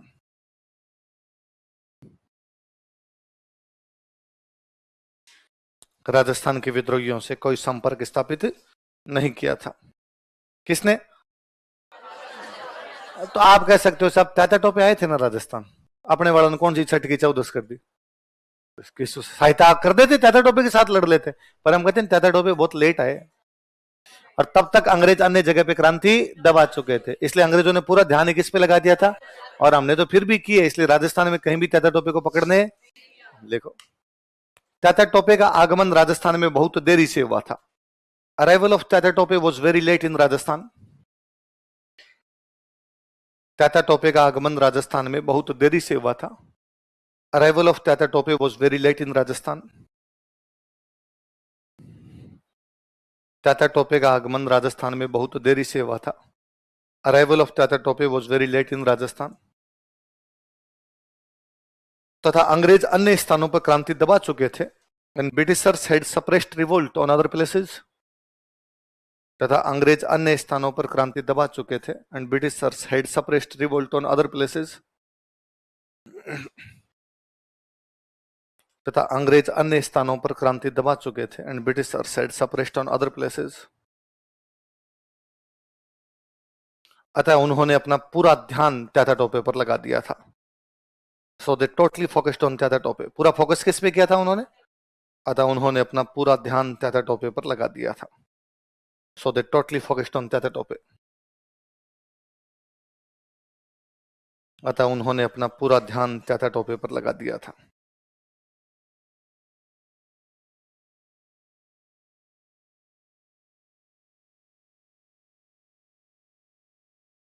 आप ये भी कह सकते हो कि सर बाहर वालों की तरफ मुंह क्यों ताक रहे थे, अपने खुद के राजा महाराजा वो क्रांति को लीड कर लेते, पर हम कहते हैं वो तो किसके सपोर्ट में चले गए थे। ये भी कारण रहा, लिख लो। राजस्थान के राजाओं ने अंग्रेजों का समर्थन किया था या अंग्रेजों की सहायता की थी। Kings of Rajasthan helped Britishers. Rajasthan के राजाओं ने अंग्रेजों की सहायता की थी। Kings of Rajasthan helped Britishers.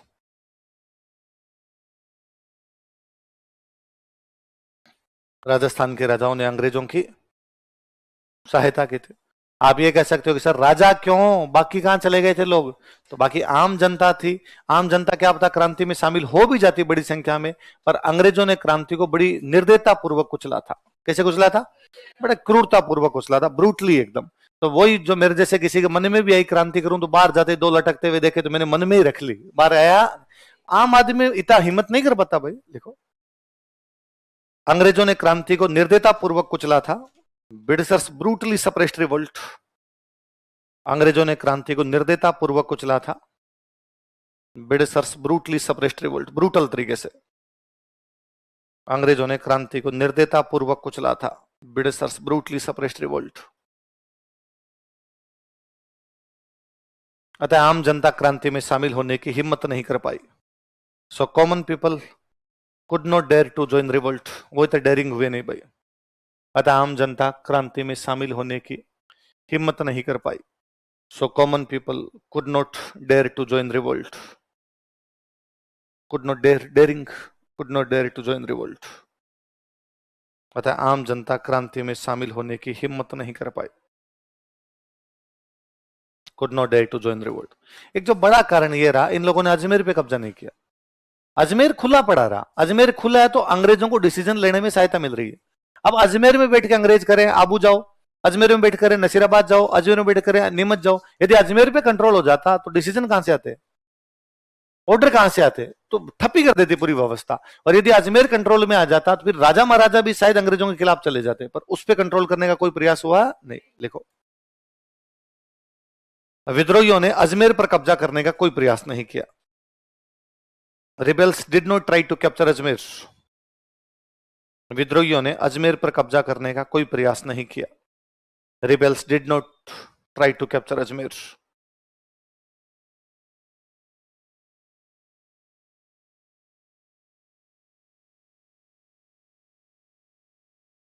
Ajmer पर कब्जा करने का कोई प्रयास नहीं किया। बड़े तौर पर अपने सैनिकों ने क्रांतियां की, तो सैनिकों का समझ में आता था कि अंग्रेजों की तरफ से लड़ने वाले सैनिक थे, नाराज होकर अंग्रेजों के खिलाफ क्रांति कर गए, तो उनके पास हथियार भी थे और हथियार चलाना भी जानते थे। पर जो बाकी पब्लिक शामिल हुई उनके पास हथियार भी नहीं है, हथियार चलाने भी।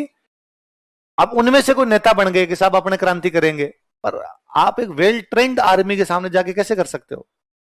रॉबर्टसन कोटा में जब तक अंग्रेजों की सेना नहीं आई तब तक कोटा में क्रांति है, अंग्रेज आए उन्होंने आते कब्जा कर लिया। अब आर्मी आएगी बाहर से, आर्मी का सामना कैसे करोगे, मुकाबला कैसे करोगे? तो अंग्रेजों के पास बहुत अच्छे सेनापति थे, उनके पास वेल ट्रेंड आर्मी थी और उस आर्मी के सामने ऐसे लड़ा नहीं जा सकता था। देखो, अंग्रेजों के पास विद्रोहियों की तुलना में प्रशिक्षित सेनापति थे। ब्रिटिशर से ट्रेंड कमांडर्स देन रिबेल्स। अंग्रेजों के पास विद्रोहियों की तुलना में प्रशिक्षित सेनापति थे। ब्रिटिशर से ट्रेंड कमांडर्स देन रिबेल्स।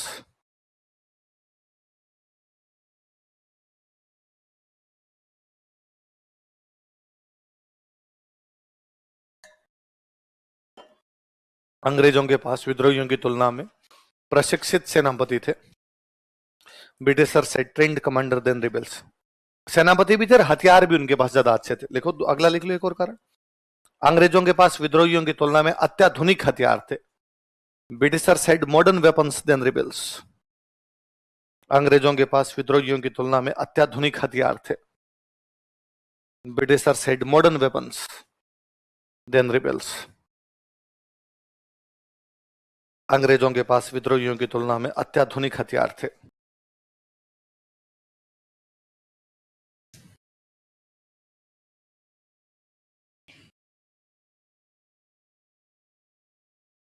अब लिख लो अगला, क्रांति के प्रभाव, इंपैक्ट्स ऑफ रिवोल्ट। क्रांति ने क्या प्रभाव छोड़े राजस्थान में?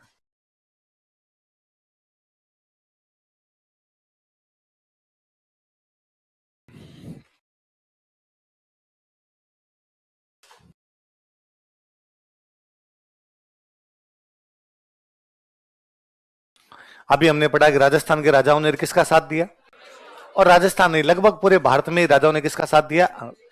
क्रांति में एक बड़ी जोरदार चीज है, क्रांति करने वाले भी राजा है, क्रांति दबाने वाले भी राजा है। क्रांति करने वाले कौन? बहादुर शाह जफर कौन है? राजा। झांसी की रानी राजा। नाना साहब राजा। वाजिद अली शाह की बेगम हजरत महल राजा। तो वे राजा महाराजा जिनके अंग्रेजों से कोई ना कोई पंगे चल रहे थे, उन सब ने क्रांति में भाग लिया, और खूब सारे राजा महाराजा अंग्रेजों के क्या रहे हैं? साथ। इसे अंग्रेजों को एक बात समझ में आई कि राजाओं को नहीं छेड़ना है। जिन जिन राजाओं को छेड़ा उन सब ने क्या किए? क्रांति। जिनको नहीं छेड़ा उन्होंने क्या दिया? अपना साथ। तो छेड़ो ही मत, तो दोबारा हमारे खिलाफ कभी क्रांति होगी नहीं, इसलिए इनको तो राजी रखना है। इसलिए क्रांति के बाद राजाओं को थोड़े थोड़े टाइम के लिए अंग्रेज लगाते दरबार, जैसे हम पढ़ते लॉर्ड मेयो ने अजमेर में दरबार लगाया, तो दरबार लगा के और राजाओं को इकट्ठा करके कहते अरे फलान जी को ये उपाधि दी जाती है, फलान जी को ये उपाधि दी जाती है, तो राजा महाराजा क्या रहते? राजी। देखो, क्रांति के दौरान ड्यूरिंग रिवोल्ट, क्रांति के दौरान ड्यूरिंग रिवोल्ट राजाओं ने अंग्रेजों का साथ दिया था। Kings supported Britishers. राजाओं ने अंग्रेजों का साथ दिया था। Kings supported Britishers.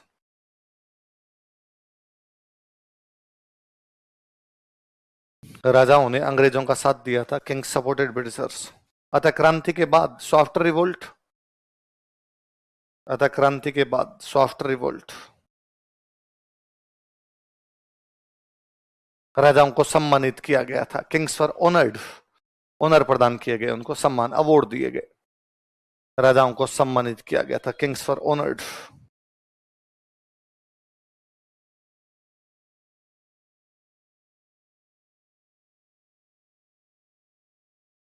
राजाओं क्या दिया गया? सम्मानित किया गया राजाओं को। अब अंग्रेजों को यह भी समझ में आया कि राजाओं को छेड़ना नहीं। पहले क्या करते हैं, अंग्रेजों को लगता कि ये राजा सही नहीं है, अंग्रेज उसको हटा दिया करते। अब अंग्रेजों को लगता कोई दिक्कत नहीं, टेढ़ा है पर मेरा है, अपने इसको हटाना नहीं है। तो अयोग्य राजाओं को संरक्षण मिला। जब अयोग्य राजाओं को संरक्षण मिलेगा, ये जनता के लिए ठीक है कि बुरा है? ये बुरा होगा। लिखो, अंग्रेजों ने अयोग्य राजाओं को संरक्षण प्रदान किया। Britishers protected अनकेपेबल Kings. अंग्रेजों ने अयोग्य राजाओं को संरक्षण प्रदान किया। Britishers protected अनकेपेबल Kings. अयोग्य राजाओं को संरक्षण प्रदान किया। ब्रिटिशर्स प्रोटेक्टेड अनकेपेबल किंग्स, जिससे जनता का शोषण हुआ। विच एक्सप्लॉइटेड पब्लिक, एक्सप्लॉइटेशन हुआ उनका ना, जिससे जनता का शोषण हुआ। विच एक्सप्लॉइटेड पब्लिक।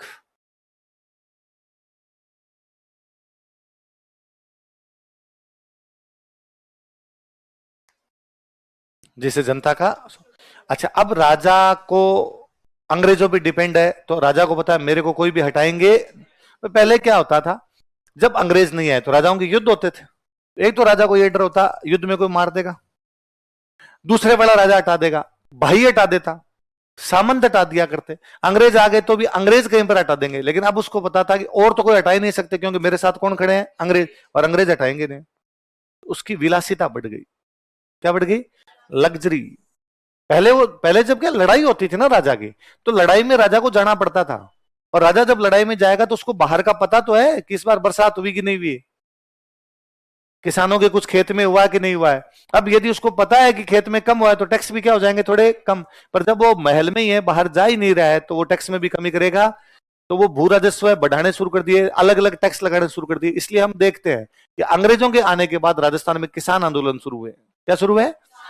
देखो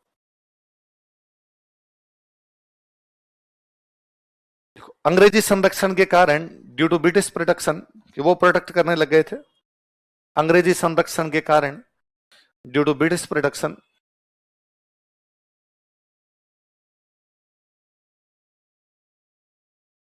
राजाओं की विलासिता बढ़ गई थी। Luxury of Kings was increased.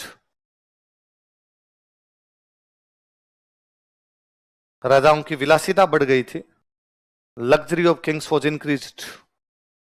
Luxury of Kings was increased. राजाओं की विलासिता बढ़ गई थी, अतः वे भू राजस्व बढ़ाने लग गए थे। So they used to raise land revenue. अतः वे भू राजस्व बढ़ाने लग गए थे। So they used to raise land revenue. अतः वे भू राजस्व बढ़ाने लग गए थे। So they used to raise land revenue. जैसे राजस्थान में किसान आंदोलन प्रारंभ हो गए थे, which started peasant movements in Rajasthan. जैसे राजस्थान में किसान आंदोलन प्रारंभ हो गए थे, which started peasant movements in Rajasthan.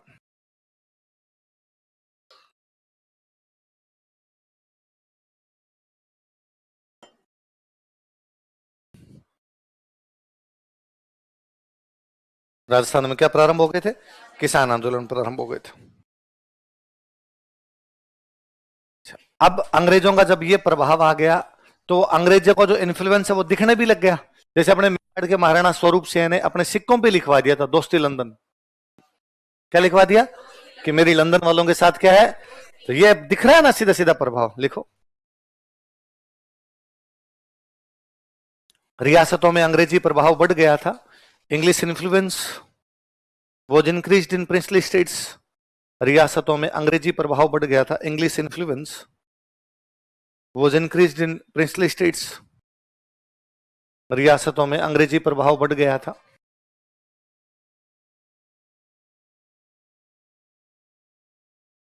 English influence was increased in princely states. रियासतों में अंग्रेजी प्रभाव बढ़ गया था।